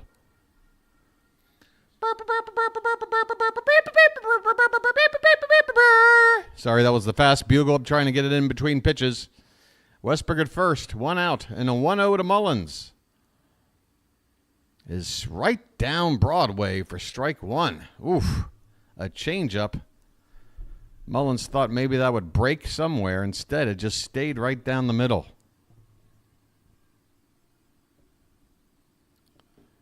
Runner at first, 1 away, and the 1-1 is lifted in the air. Left field. Can of corn for Aaron Judge. Mullins flies out to the opposite field without a whole lot behind that swing. 2 down. And, folks, it's the man with the only hit tonight, Heston Kjerstad.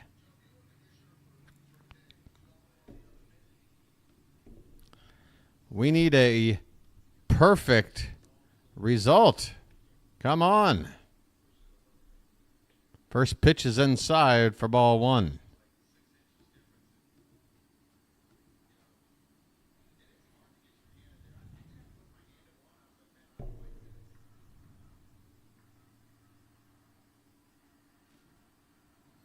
Here's the 1-0. Popped up. Get out of play, please. It will not get out of play.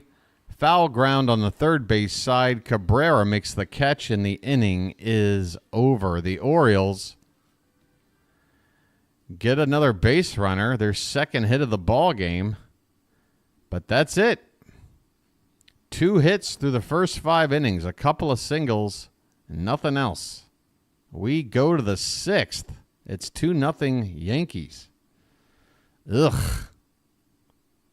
I mean, what's going on here? What in the hell? Jesus, Bobby. I thought we'd score some more runs tonight. I told you I had a narrow urethra.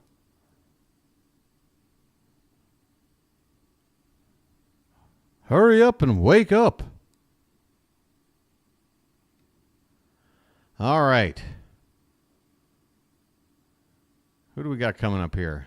Oh, and after all that, we've got Soto, Judge, and Stanton due up for the Yankees. Great. Soto, Judge, and Stanton. Pretty sure the 3 of those guys combined have more of a payroll than the Orioles' entire team, plus farm system, plus, I don't know, 10 former players.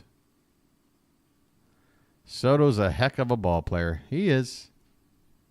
That's right. Hank Hill was originally Mr. Anderson on Beavis and Butthead. Same voice. Same deal. That boy ain't right. That boy ain't right. Should I look at the sub counts? I mean, I'm just curious. I'm not going to, you know what? I'm just going to bring it up here on the other screen that you can't see. Once again, your boy's mission is to prove everyone wrong. Your subscriptions mean a whole lot to the channel, but what means more to me is providing you guys with a solid experience. Solid coverage. We've got a couple of subs tonight, and see, that's what happens. I'm telling you right now, if I talked about it more, there'd be more. But I'm going to take a break tonight. Top of the 6th, and the first pitch to Soto is low for ball one. All I'll say is, folks, is that if you are watching the game, and folks, I'm looking at some of the numbers, unbelievable numbers. Last night's game had over 800 people returning from the game before, which means there are at least 200 people who are coming, seeing the game, coming back to watch again, but are not subscribed. 1-1 the count on Soto, which, by the way, again, ultimately, your decision. But if you are coming back, hey, why not sub up? 2-1 the count as that pitch is low from Burnes. Burnes is now up to 85 pitches. This is probably going to be his last inning, but he's going to have to get 3 tough batters out. And this one's way off the plate. 3-1.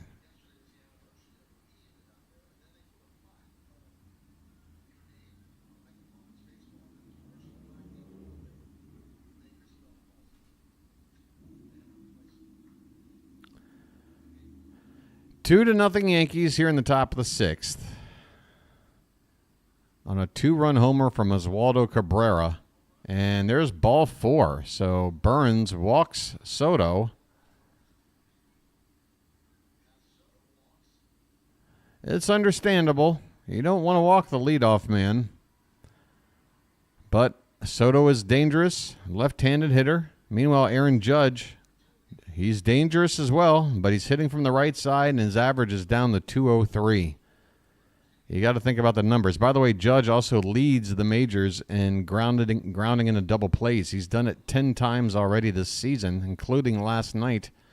Here's a called strike on a curveball for strike one. 0-1 on Judge. Soto at first. Nobody out.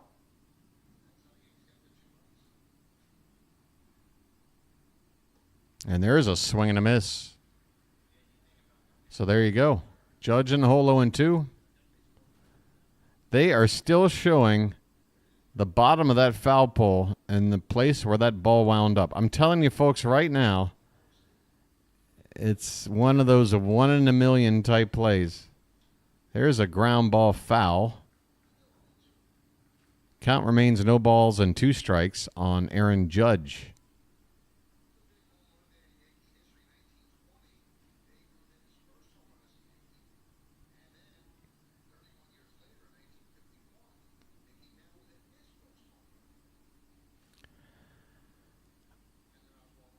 Okay, here's a check on the base runner. Soto back in standing. And Soto looking around. Soto loves to just look around as if everything and everyone around him is annoying him. Like it's his world and we're all just here living in it and it's bothering him. Sorry, we all exist, Mr. Soto. Sorry, we all have to share in your presence and share space on this planet with you. I know. It's annoying. Here's the 0-2 to Judge and goes Soto. The pitch was outside, and once again, the throw down, Westberg unable to hold on. And this time, had he held on, they might have had Soto.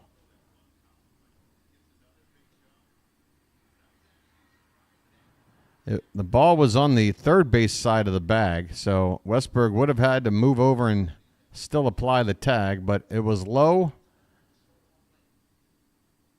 Westberg just couldn't keep it in the glove. Okay, Soto at second base now, and here's a ground ball reached for. Shortstop Henderson looks Soto back to the bag, and Judge grounds out. I'm telling you right now, Aaron Judge can't even make a productive out. I mean, Soto moves up to second base, probably because he's afraid of Judge hitting into a double play. That ball would have been a double play ball. So very good on Soto. But still, Judge hits it in a way where Soto can't even get to third base. 1 away for Stanton.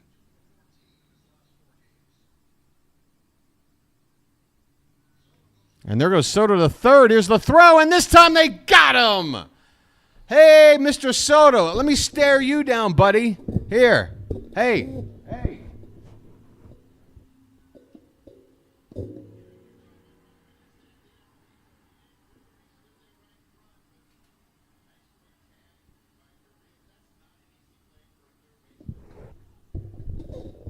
Yeah, how's that, Juan? Yeah, well, his stare down was creepy, too. Yeah, stare that down, buddy. Go have a seat. Nice throw by Adley. Stare down Dean Kramer like that last night. What are you doing? 2-0 on Stanton, and this one's hit in the right center field. Coming on is Kjerstad, who makes a diving catch. It wasn't pretty. It wasn't graceful. But Kjerstad gets down to the ground, kind of tucks his left foot underneath himself. I hope his foot didn't get hurt. But we get out of the inning.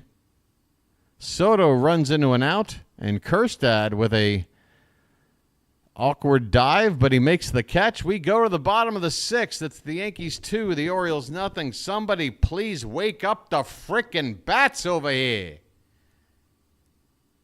Good God almighty.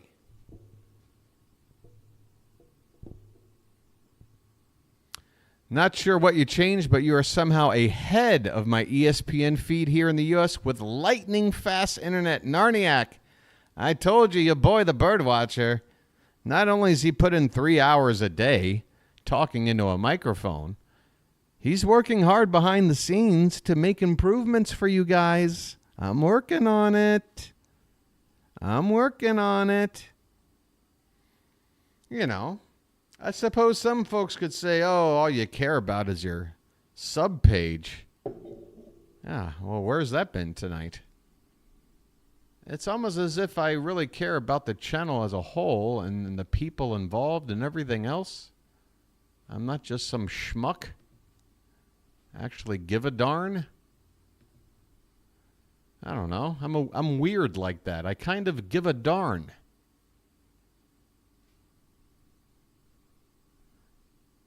By the way, folks, we have 610 people signed up. So 4 people signed up so far tonight. That is a low number in terms of average, but guess what? Your boy appreciates it all the same. A big thank you to those 4. We're up to 610.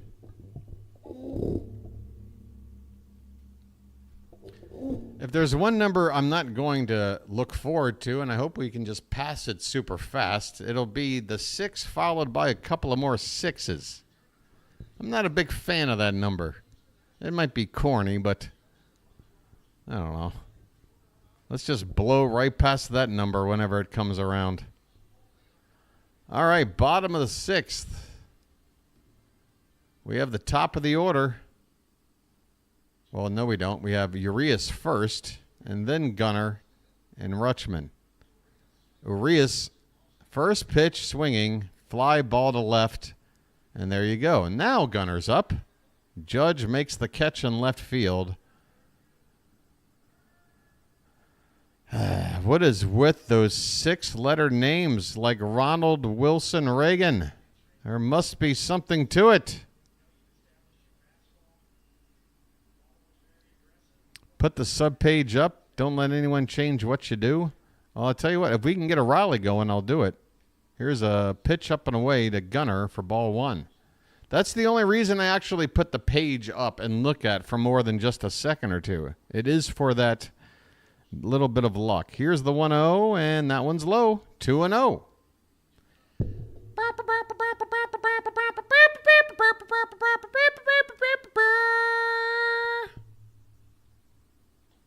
Three and 0. 3-0. 3-0 to Gunnar. The pitch. There's a strike right down the middle. I mean, maybe an inch up, an inch in, but pretty much right down the middle. There is action in the Yankee pen. The lefty Ferguson is up. Excuse me.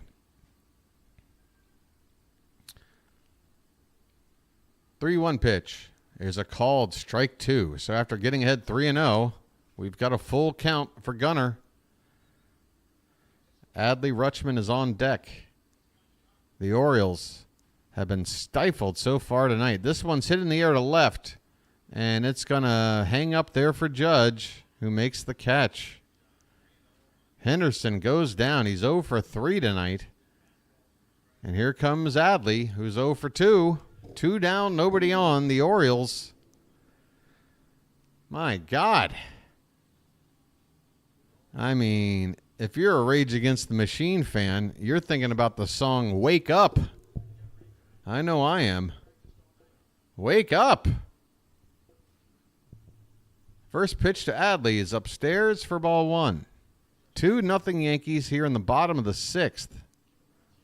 All runs coming on a 2-run shot by Oswaldo Cabrera in the top of the 5th. Here's a pop-up. Adley's disgusted with himself. Judge in left field will make another catch. Luis Gil pounds his glove. He has pitched 6 shutdown innings on this Orioles ball club. We go to the 7th.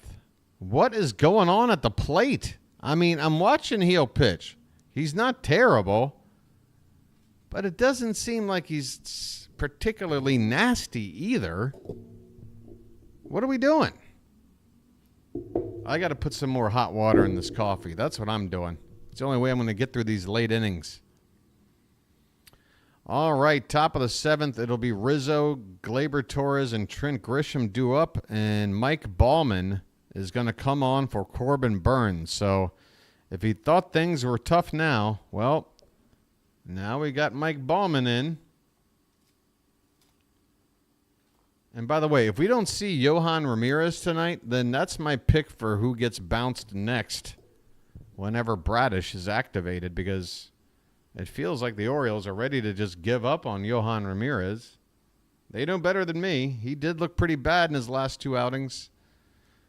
But so have a couple of other guys, so I don't know. We'll see. I need to heat up some water here. Hold on a sec. Your boy the Birdwatcher will be right back. Stay cool.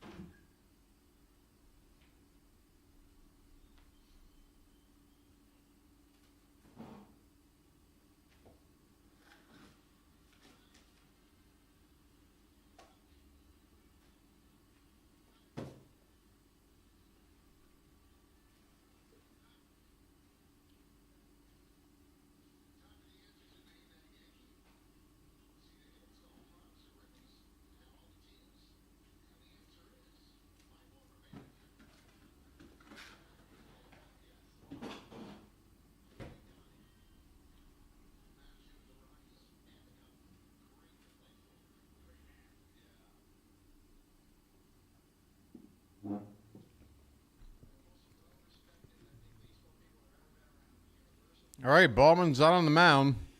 13th appearance of the season. ERA just over 5. Anthony Rizzo at the plate. He's got a 1-0 count.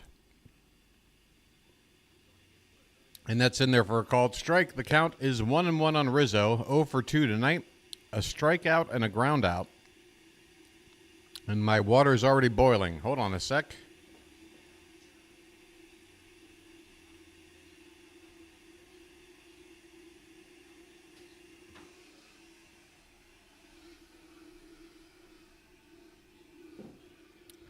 This one's off the plate, and 2-1 on Rizzo.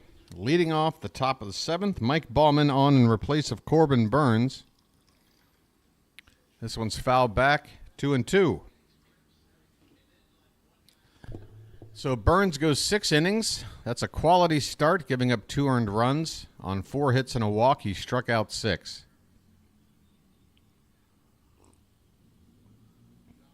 Here's the 2-2 to Rizzo. And this one's lifted in the air on the infield, left side. And Gunnar will make the catch in shallow left field.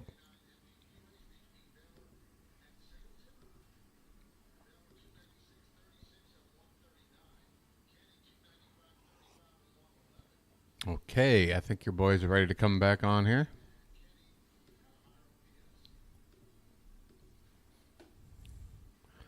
All right, folks, here's the deal. This one's outside to Gleyber Torres. 1-0 the count. 1 out, nobody on. Top of the 7th. Torres 0 for 2 tonight with a pair of ground outs, hitting .217 at the moment without a home run. There's a terrible swing at a slider low and away. And the count even at 1-1.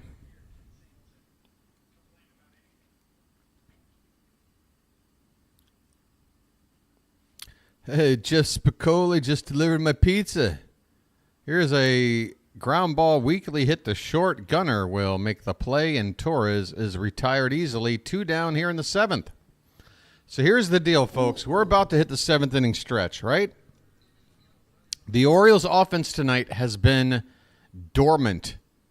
Absolutely dormant. You mean to tell me every time I've ever had my sub screen on in a game where we've rallied and we've had great results.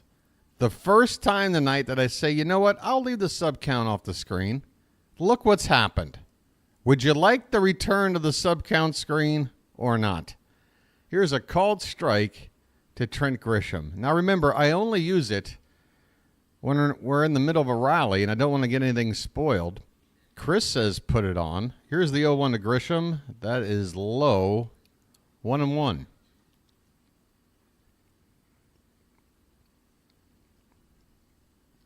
Card says, where's the sub screen? Put it on. Return to being me. Okay, I'll do it. You guys remember what happened last night, right? Some people.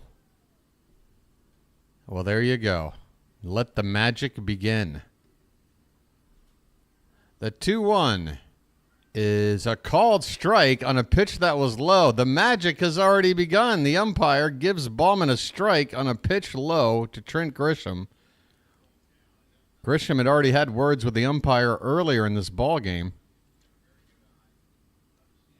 The count now 2-2.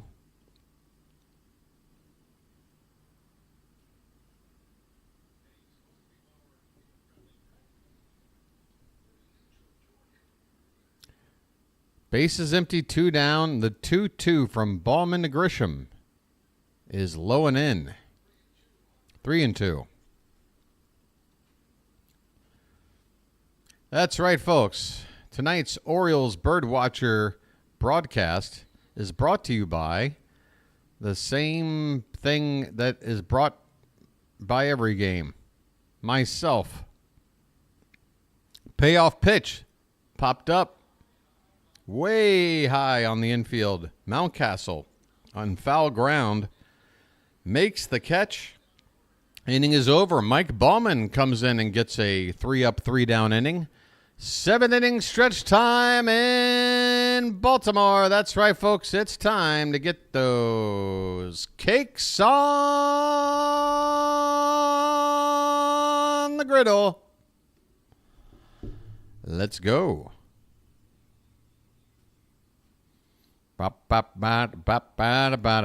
Hey, what do you say we get to 50 likes in time for the bottom of the 7th? Just 3 more people. By the way, thanks, folks, for your chat donations tonight once again.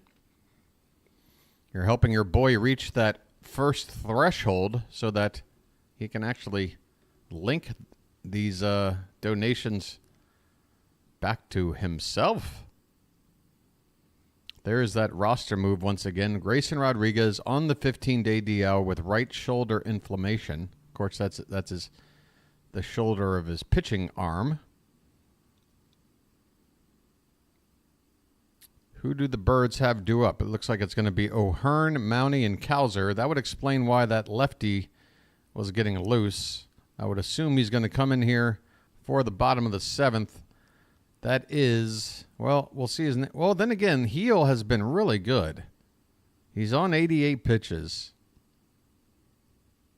We'll see. We'll see. I could see Aaron Boone saying, go on out there and give me another inning. If you give up 1 base runner, then I'll yank you, but you've earned it. You've got a 2-run cushion. You can give up 1 base runner. I could see that happening. We'll see. Either way, I'm sure the Orioles would enjoy seeing another arm out there. You got to let him. Well, he's out there. I just don't know if on 89 pitches he's going to have enough to get through the full inning, and I just don't know. Sometimes when you get a start this good from a pitcher that typically doesn't do this good, you'd hate to go that 1 extra inning and then have everything blow up. Well, at least for us, that would be great. But yeah, it's sort of that judgment call you got to make at this stage of the ball game. Okay, Ryan O'Hearn is at the plate. And the first pitch to him is swung on and missed. Change up on the low outside edge of the zone. O'Hearn is 0 for 2 tonight. And this one's upstairs 1-1. And you know what, folks? Your boy needs some magic. Let's get some subs, shall we? I think I've only gotten a couple tonight. No complaining. But there must be a direct correlation between the subs and the results. 2-1 on Ryan O'Hearn. The pitch. Way high for ball 3. Would you look at that? Suddenly Gil having a bit of trouble with command. Ferguson, again, is that lefty I was talking about, up in the Yankee bullpen. 611. Hey, that's my old address. There's a ball 4. Would you look at that? Ball 4 to the leadoff man. The Orioles are bringing the tying run to the plate. Maybe they shouldn't have let Luis Gil out there. All I'm saying is sometimes you got to take a good 6-inning quality start and say, thank you very much, sir. Yeah, look at David going change pitcher. David, you just said he's earned it like a minute ago. Have to let him. It's about respect. I agree. But now he's still out there with Ryan Mountcastle at the plate. Just saying, folks. Subscreen. 0-1 the count on Mountie. That pitch was on the outside edge. Ryan is 0 for 2 so far tonight. O'Hearn, the other Ryan, at first base, nobody out. The pitch swung on. Right field. Backing up is Soto, and he makes the catch on the track. Gosh darn it, Mountie just missed it going oppo to at least get the ball off the wall. And after that swing, Aaron Boone has seen enough. 6 1/3 innings. That's a career high for Gil. So, yeah, even though he came out to start the inning, you knew it wasn't going to last. He was in uncharted territory. But, yeah, that's the best start of his career. How many times have we said that about pitchers we've seen this season? How about Alec Marsh for the Royals? He had our number twice. How about, who was that guy? Not Futile, but there's a guy whose last name literally means like to lose for the Pirates. Just a guy nobody knows. He had the best start of his career. The Baltimore Orioles making bad pitchers look good since 1984. I suppose once in a while. I mean, we did give up a no-hitter to Wilson Alvarez somehow. I don't know, folks. I don't know. There is a break in the action. We can go back over here for a sec if you want, just to get caught up on the scorecard.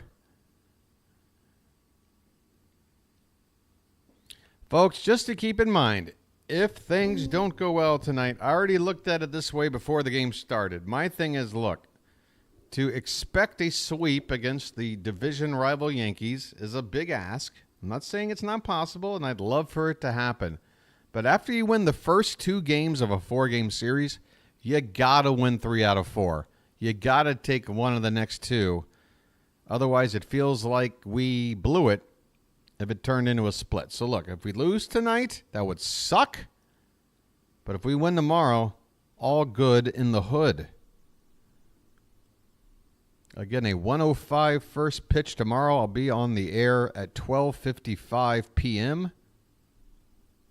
That'll be 11:55 p.m. my time. So for 5 minutes tomorrow, folks, we will be existing on the same day.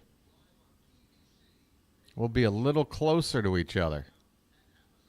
All right, 1 out, bottom of the 7th. The lefty, Ferguson, is on the mound. Oh, and it's just at the moment of the game where I got to refresh the stream. It's a nightly event. Please stand by.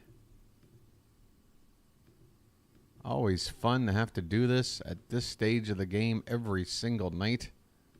Drives your boy crazy.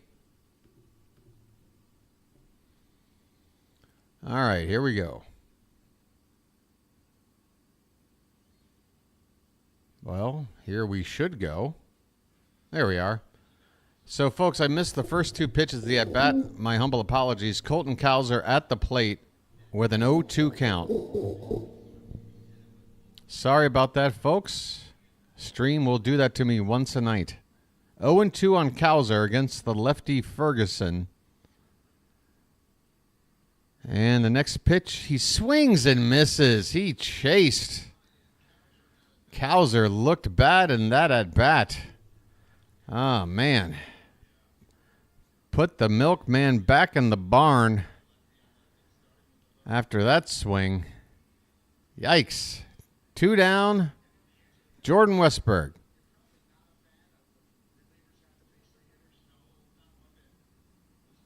So now we have a lefty versus righty situation. Maybe a better result coming here. Westburg has a hit tonight.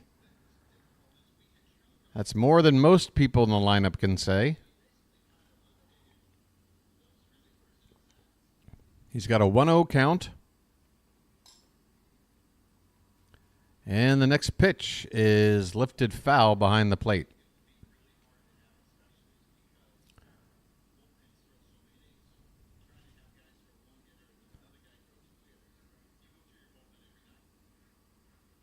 By the way, David, confirmed to everybody in chat, 611 was indeed my former address back in Washington, D.C. Here's a swing and a miss by Westburg on a high fastball. 1-2 the count.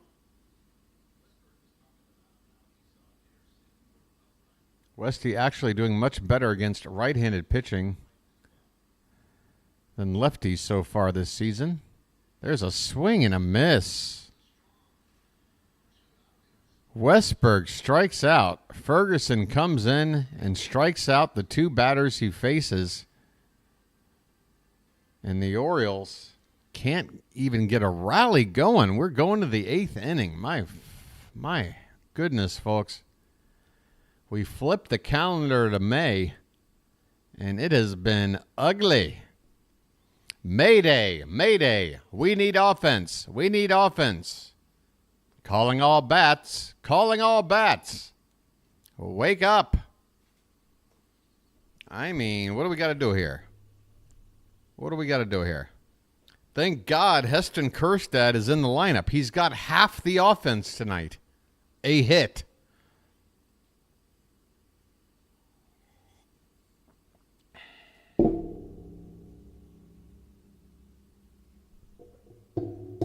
Where's the bats? I don't know. We got less bats than a Halloween costume store in mid-November.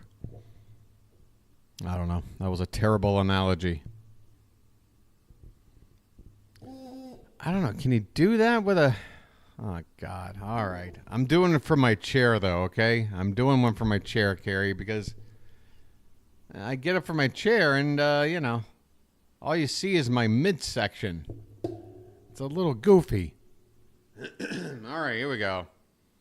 All right, everybody, get ready. Because you have to yell it. I'm just going to do this.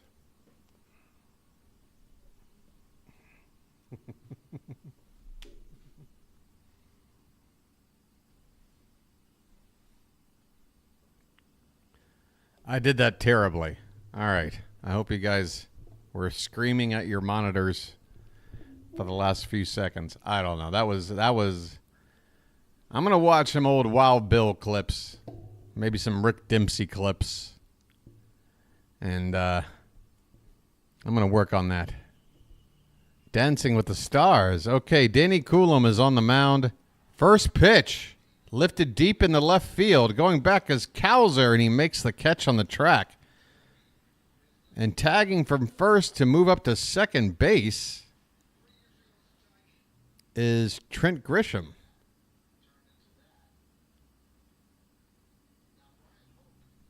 Oh, wait a minute. You know, I apologize. I don't know what the hell. The Yankee broadcast just showed a replay from a previous game. Folks, take the last 30 seconds that I just said and throw it out the window because the Yankee broadcast tricked me by showing a previous highlight from a whole different ballgame. It was at Camden Yards, Orioles, Yankees. I don't know. I got confused. Your boy's old. Trevino is at the plate. He's got an 0-2 count. And the next pitch is in the dirt.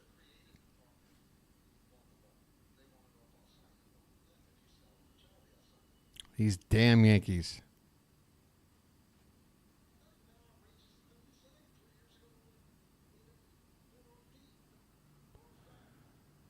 The 1-2 is on the ground. Second baseman Westberg has it. And Trevino retired. One down in the top of the 8th. So Ballman's come on and gotten 4 batters. I mean, you take one pitch out of this game on a ball that landed 1 inch above and 1 inch to the left of the foul pole in the wall. And we're still nothing. Here's Cabrera, the man responsible for that 2-run homer. He also has a single and a stolen base tonight. It is the Oswaldo Cabrera show tonight, apparently. 0-1 count. And here's a called strike. Knee high on the outside corner.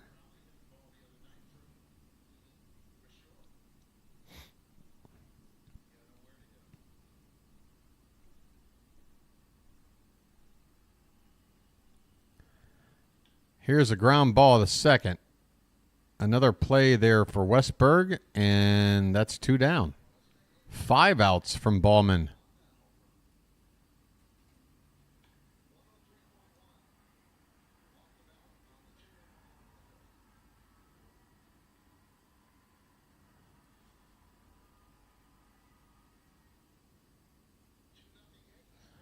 As impressive as that Soto home run was, landing on Utah Street, it's the second longest home run to hit the street behind the one Gunnar hit last year. As impressive as that was in terms of raw power, I'm honestly more impressed. I feel like it's more memorable, that Cabrera home run sticking into the cage of the foul pole. Here's a swing and a miss by Volpe. He's got an 0-2 count now. 2 down, nobody on, top of the 8th. Hamilton, a right-hander, is up for the Yankees. 0-2 pitch, swing and a miss. Ballman with the strikeout. Ballman 6 up, 6 down. Mike Ballman, have an outing, why don't you? You've just leveled up. You have earned yourself a higher leverage situation. You know it's a terrible game when Ballman managing to not get shelled is the highlight. Narniak is making a pretty valid point. I got to be honest. Woo. I tell you what, we can't give up, though, guys. A bloop and a blast. You know how a 2-run deficit works. A bloop and a blast. That's all it takes.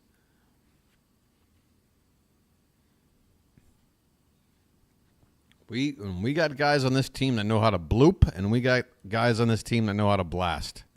Am I right?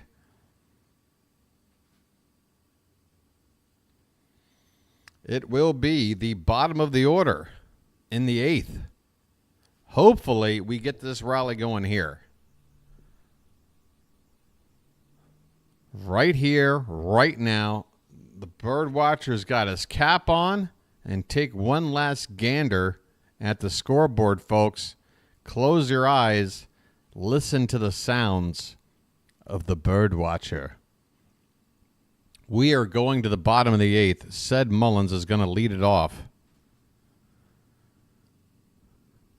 And maybe, just maybe, one more sub will be the difference between a rally and no rally. I don't know. Are you superstitious? I tell you what I am. I'm jonesing. Your boy needs to take a break. I'm still right here.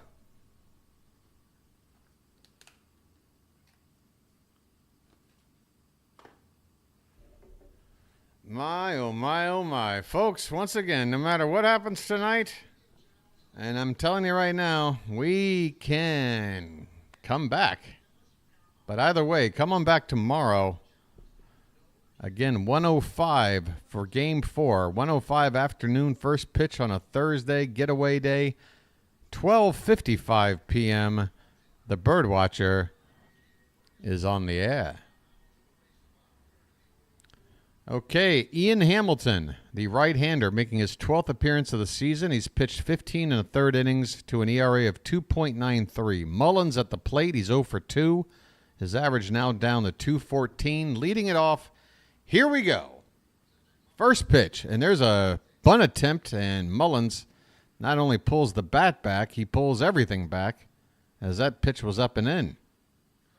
A walk into wham.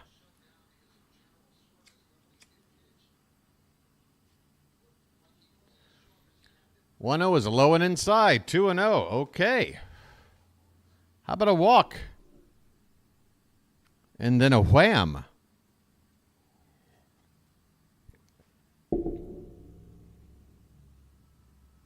The pitch is outside. 3-0. Take another one, said. Take another one. Curtis, you're only supposed to like one team in a division. That's what the rivalry is for. There's a called strike. 97 miles an hour, inside corner. Clay Holmes is up for the Yanks. He would come on in the ninth if the Orioles can't rally here. This pitch is low for ball 4. A leadoff walk to Cedric the Entertainer. All right, folks. Birdland, listen up. You know how we do. You know how we do. Heston Kjerstad is at the plate. 1 for 2 tonight. We got the walk. We need the wham. The pitch. Called strike. Bottom of the zone. Inside corner. Kjerstad, unless he was looking for that specific location, even though it's a strike, did well to lay off there. Look for a better pitch. By the way, Santander is on deck to pinch hit. This is a check swing. It's in the dirt. 1-1 the count.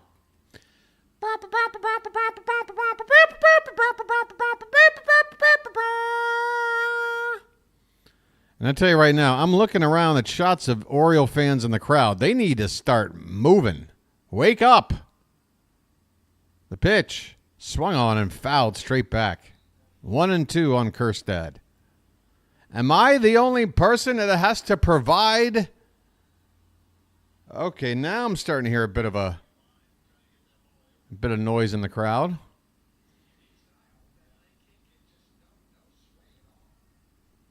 One and two on Kjerstad. Runner at first and Mullins. Nobody out. The pitch. Up and in. And it hit him. It hits Kjerstad on the hand. Unbelievable. Folks, keep telling me the sub screen is just a nasty ploy to get subs. It's not. You see how many subs I've gotten? 0. Do you see what happens for the Orioles? Things happen.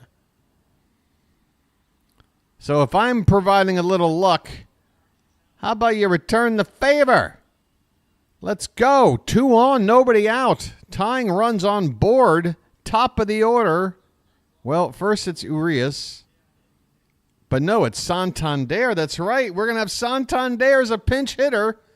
And then we got Gunnar after that with 2 on, nobody out. Suddenly things are looking good. Come on.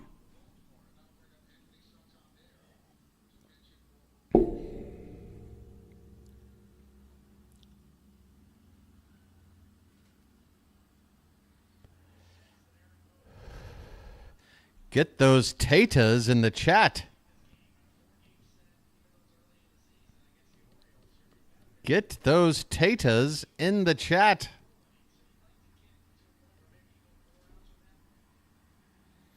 Anthony Santander. He's been in a bit of a funk, hence given the night off. But we found the right spot for him. 2 on, nobody out.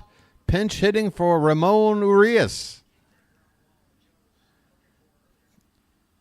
Tying run is at first. Santander, the go-ahead run at the plate. Hamilton on the mound. The pitch. Swung on and popped up. straight up behind the plate. Trevino, whoa. He had to dance around like a flea on a hot brick trying to get to that ball, but he caught it. Santander retired. Ouch.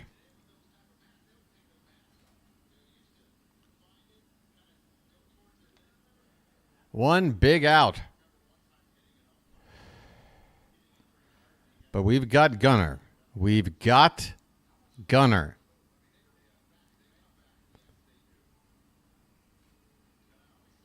And here comes Boone. Has Hamilton faced 3 batters already? I suppose so. 2 are on, and then he got the 1 out.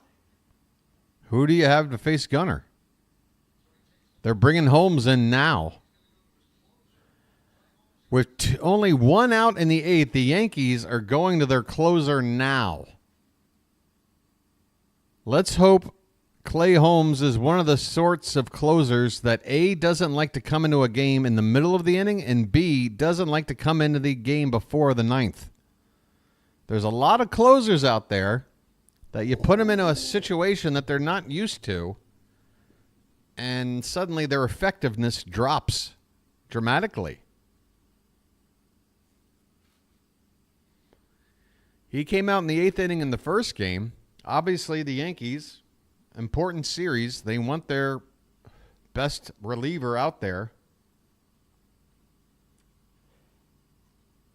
But they're asking a lot from Holmes here to get 5 outs. He's going to have to basically go through the whole lineup, starting with Gunnar Henderson, and then pitch the 9th. So he'll see Gunnar, he'll see Adley. If he's on the 9th, he'll see Mountie. He'll see Calza. He'll see O'Hearn. All right. It's time for your boy to return to the screen. The hat is on. The sub count page is up. Nobody is subbing tonight. I mean, nobody. I don't know what the deal is. Last night was so exciting. Is it just a case of when we're winning, the subs go up, and when we're not, people are like, this guy's bad luck or something?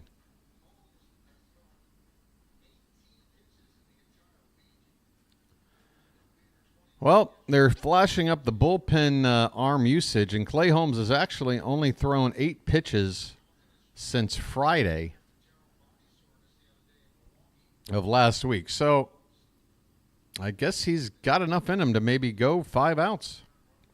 We'll see. Here we go. Gunnar at the plate. First pitch is low for ball 1. Gunnar 0 for 3 tonight. A couple of ground outs, and he lined out. Mullins at second. Kjerstad at first. The 1-0 pitch. Swing and a miss. A slider low and in.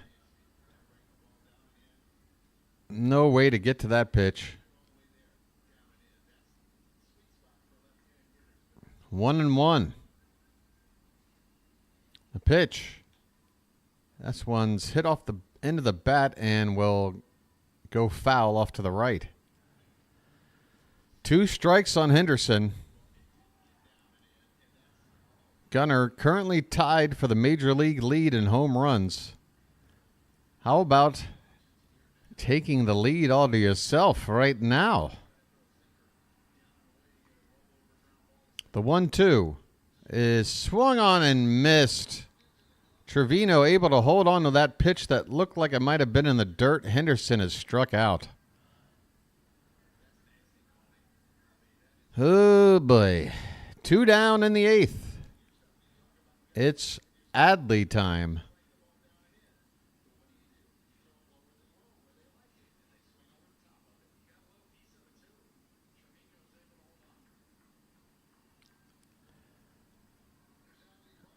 The first pitch to Rutschman is a called strike. 97-mile-an-hour fastball. Sinker, actually. Rutschman's 0 for 3 tonight. He has an 11-game hitting streak on the line. So what a perfect time to keep it going. Oh, that pitch was right in there for called strike two, and Adley slumps his shoulders. You can tell he was upset with himself that he gave up on that pitch. All right, Cantankerous, I'm counting on you, buddy. We are up against the ropes here with an 0-2 count and 2 out. The pitch swung on and miss. Rutschman swings over a slider. Holmes comes on and gets the job done. He strikes out Gunnar. He strikes out Adley, and the Orioles' rally is over. We go to the ninth. Yankees 2, Orioles nothing. My goodness. This is a tough one.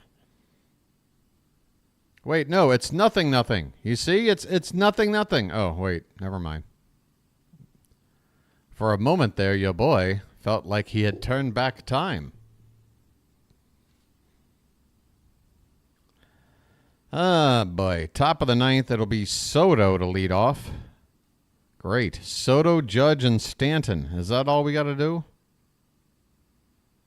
All right. Sean's back. Sean took a vacation. Welcome back, Sean.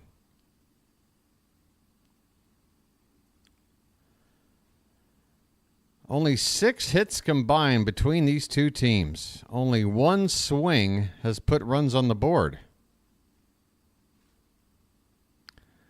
I hear you, Sean. It's busy times. And there's Melanie as well. Wait a minute. Sean and Melanie, you two aren't hooking up behind the scenes, are you? What is this interesting timing? We've got Sean and Melanie sort of showing up. Hey, guys, how you doing? We've been busy. I'm just kidding. Just kidding, of course. Working 12 plus hours almost every day. Damn, Sean. Hang in there, buddy. That's tough. Yeah, we didn't get the wham. Hey, my friend. Oh, boy, a lot of familiar faces popping in as we go to the ninth inning. Where was everybody through the first 8 innings? We needed some help. I mean, we have not done anything offensively. It has been a rough night. Let's see who the Birds will have coming out of the bullpen. It's going to be Johan Ramirez. Well, there you go. If people were asking, where has Johan Ramirez gone? He's out there for the ninth inning. First pitch is a sweeper, low and in for ball 1. This is his 5th appearance for the Orioles. ERA of over 9.5. Yikes. The 1-0 is on the outside edge for a called strike. Soto is 1 for 2 tonight. He's also walked. He's stolen a couple of bags.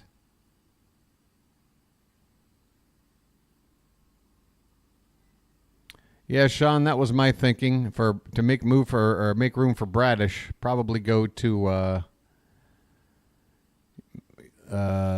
get rid of Ramirez.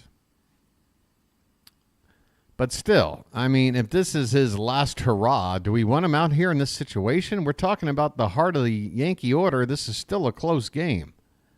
There's a called strike, bottom of the zone, inside edge, and the count even up at 2-2 on Juan Soto. And Soto didn't like the call. And since Soto knows the strike zone better than anyone in the history of human beings,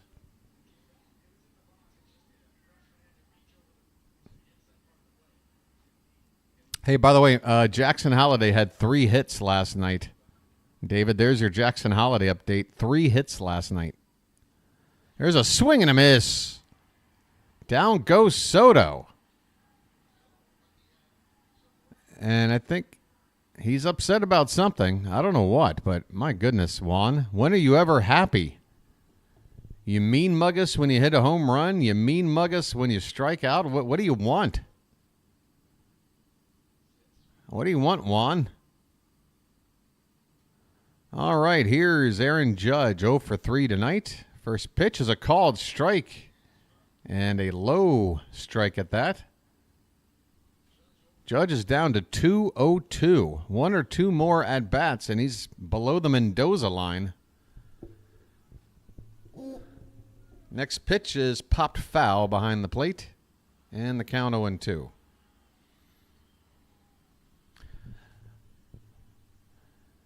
I've been barely able to check much lately. Just sleep, eat, and work. Well, Sean, while you've been away, the channel has probably doubled in size. Here's a high fly ball, center field. Mullins right there. He's playing deep. Only has to take about one step back to make that catch. 2 down in the 9th.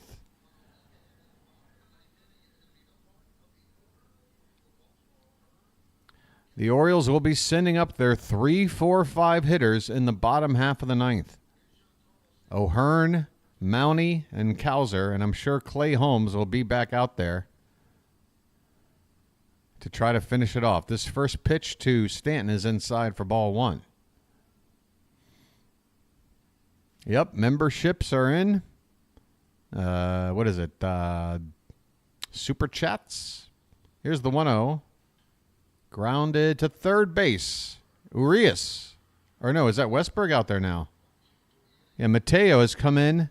That's right. Urias lifted for the pinch hitter. Mateo came in to replace for defense to play second. So that was Westberg who moved over to third to make that play on the ground ball. And in the inning, we go to the bottom of the 9th. The Orioles need to take the first 8 innings of tonight's game and triple it. I mean, we got to go out there and get 3, 4 hits. We need some runs. I mean, come on, man. Come on. Jacqueline, I hear you, Jacqueline. Yeah, Cole Irvin will keep his spot, and Suarez will go to the pen. I think that last start from Suarez and the 2 starts from Irvin did it. I mean, if you asked me that same question about 10 days ago, I would have flip-flopped. But that's how fast things can change. Irvin's made 2 straight solid starts, and Suarez got lit up.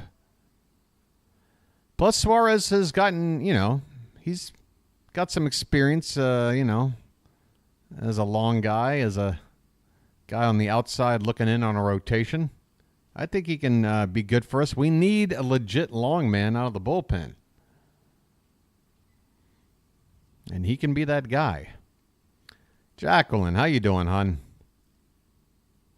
We need a rally. I got the hat on, and we're about to go to the subscreen, folks, because nothing's going to get spoiled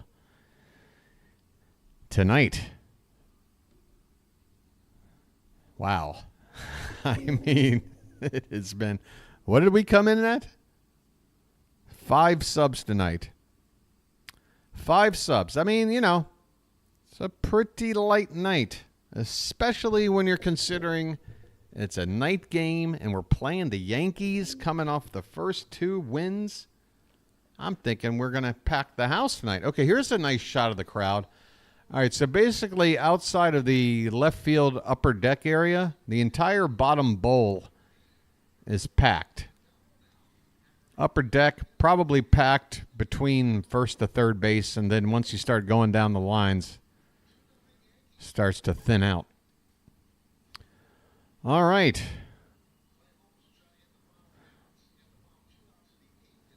Clay Holmes is indeed out here to try to finish it off for the Yankees. Ryan O'Hearn at the plate. We need a base runner. Here we go. First pitch is in the dirt for ball 1.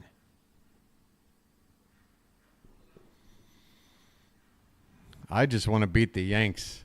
First, that's the number one thing. Whatever other statistics that fall in line with it, that's great. I just want to beat the Yankees every time I play them. There's a called strike. And the count 1-1.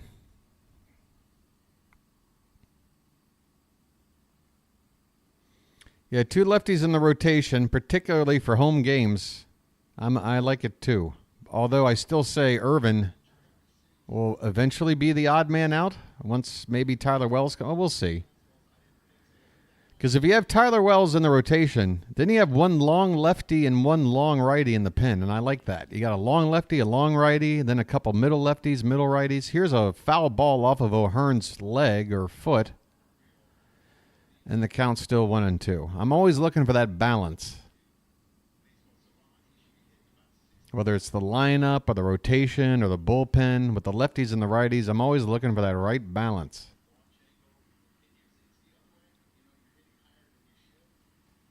Fold body of hat in and have hat bill up. You want me to do that, Bill?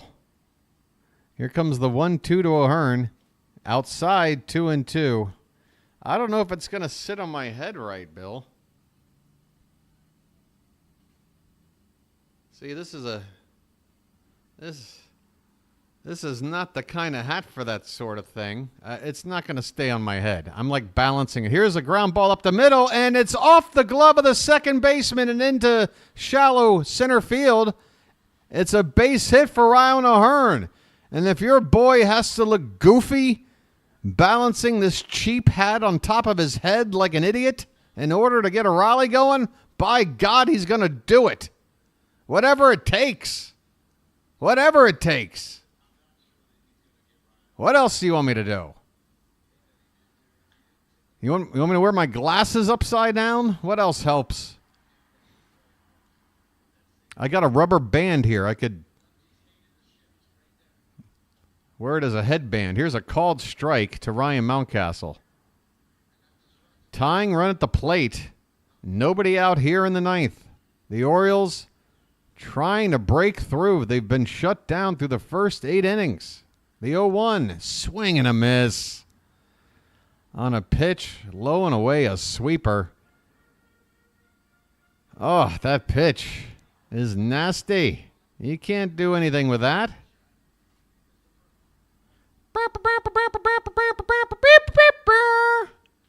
Sorry, I had to do a short one as Mountcastle fouls this one away to stay alive. No balls and 2 strikes. The hat trick got a runner on base. I mean, you're going to have to come up with another trick or something. I don't know. But I'm sitting here feeling like I got a book on my head, like in one of those glamour classes. Here's a swing and a miss. Mountcastle strikes out on a pitch on the outside corner.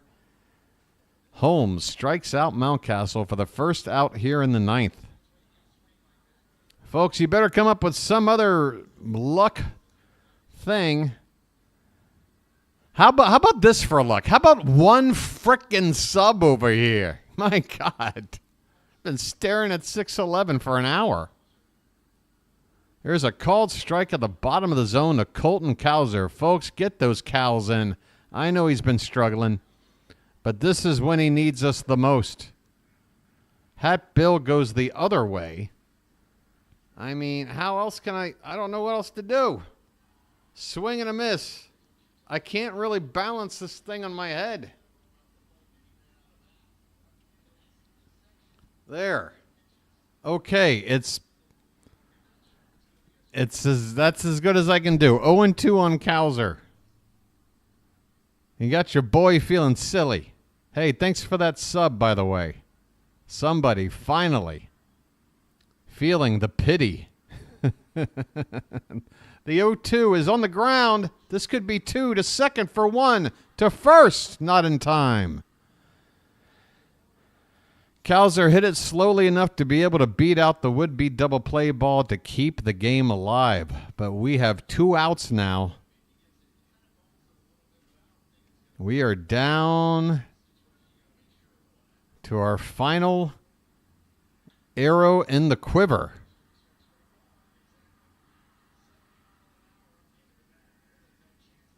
It'll be Jordan Westburg. He is no stranger to late inning magic. Westburg versus Holmes. First pitch is on the outside edge for a strike. God, such a tough pitch. That was off the plate, and then it tailed back, caught that zone. 0-1 on Westy. The pitch, swing and a miss on a slider way off the plate. Man, the combination of those last two pitches are lethal. Now Westberg has no idea what to look for. 2 strikes, 2 out. The pitch. Swung on. Ground ball. Third baseman Cabrera across the diamond in time. And this ball game is over. And this ball game is over. Final score, Yankees 2, Orioles nothing. There was no amount of luck to help the Orioles tonight. Narniak, oh, let's not call it a joke. We just didn't have it tonight. Let's not call it pathetic. Look, you know what was pathetic? It was the Yankees last night. It was Giancarlo Stanton's base running. It was Juan Soto's lack of trying to go after a ball that Rizzo had no business going after. It was Gleyber Torres throwing a baseball into the middle of Anthony Santander's back. That, to me, is garbage, all right? The Orioles just didn't have it tonight. The bats weren't awake. We had a great pitching performance from Burnes in the bullpen. The defense was fine. We just didn't have it tonight. And it's a 4-game series, Narniak. It's a 4-game series. The bats weren't there tonight. But let's not count them out. We come back tomorrow. We go for 3 out of 4. What do I got to do to keep you people optimistic? I mean, we're still ahead by percentage points in first place. Okay? We have 1 less loss in the loss column. And again, going for 3 out of 4 tomorrow. It's going to be, I'm going to take one more look and see if they finally went ahead and posted the official pitching matchup or not.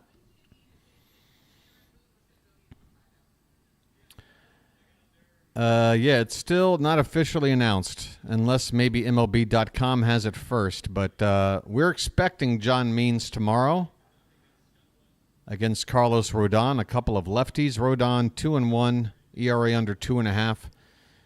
Another lefty we got to go after. So Kjerstad will probably be back on the bench. O'Hearn will probably be back on the bench. Expect Mateo in the lineup. And,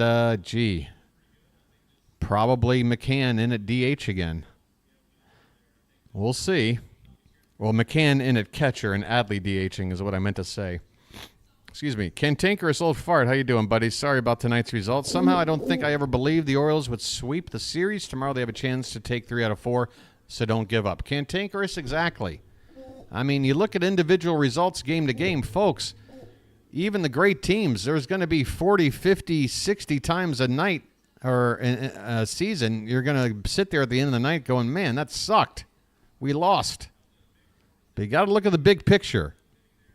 Big picture time. We took the first 2 games of the series. We are currently ahead in first place by percentage points. And we got a chance to take 3 out of 4 tomorrow. All right? And after that, we're back on the road. So, folks, you want to go ahead and cut work tomorrow. Tomorrow would be the day to do it. If you live in the Baltimore area, head on out to the ballpark. Let's pack the yard for this final game of the series. Once again, Carlos Rodon against undecided. One more check back on the box scores tonight, but I got a feeling it's going to be a quick one. There wasn't too much to be happy about in terms of the offense. I mean, Kjerstad was able to come back and get a hit. Well, it looks like, what is this? This is somehow rewound itself. Okay, there we go. Kjerstad came in and got a hit. I think he also drew a walk, 1 for 2. O'Hearn had a hit, and Westberg had a hit, and that's it. That was it. Corbin Burnes, pretty good outing. Ballman and Ramirez did everything we could ask. 3 shutout innings without giving up a hit or a walk. Just didn't have it at the plate tonight, folks. Gil with the win. Burnes with his first loss of the season. Holmes is now up to 10 saves. That's going to do it for your boy, the Bird Watcher. I hope you guys get the taste of this result out of your mouths quickly. Get a good night's sleep and come on back Thursday afternoon. I hope to see you.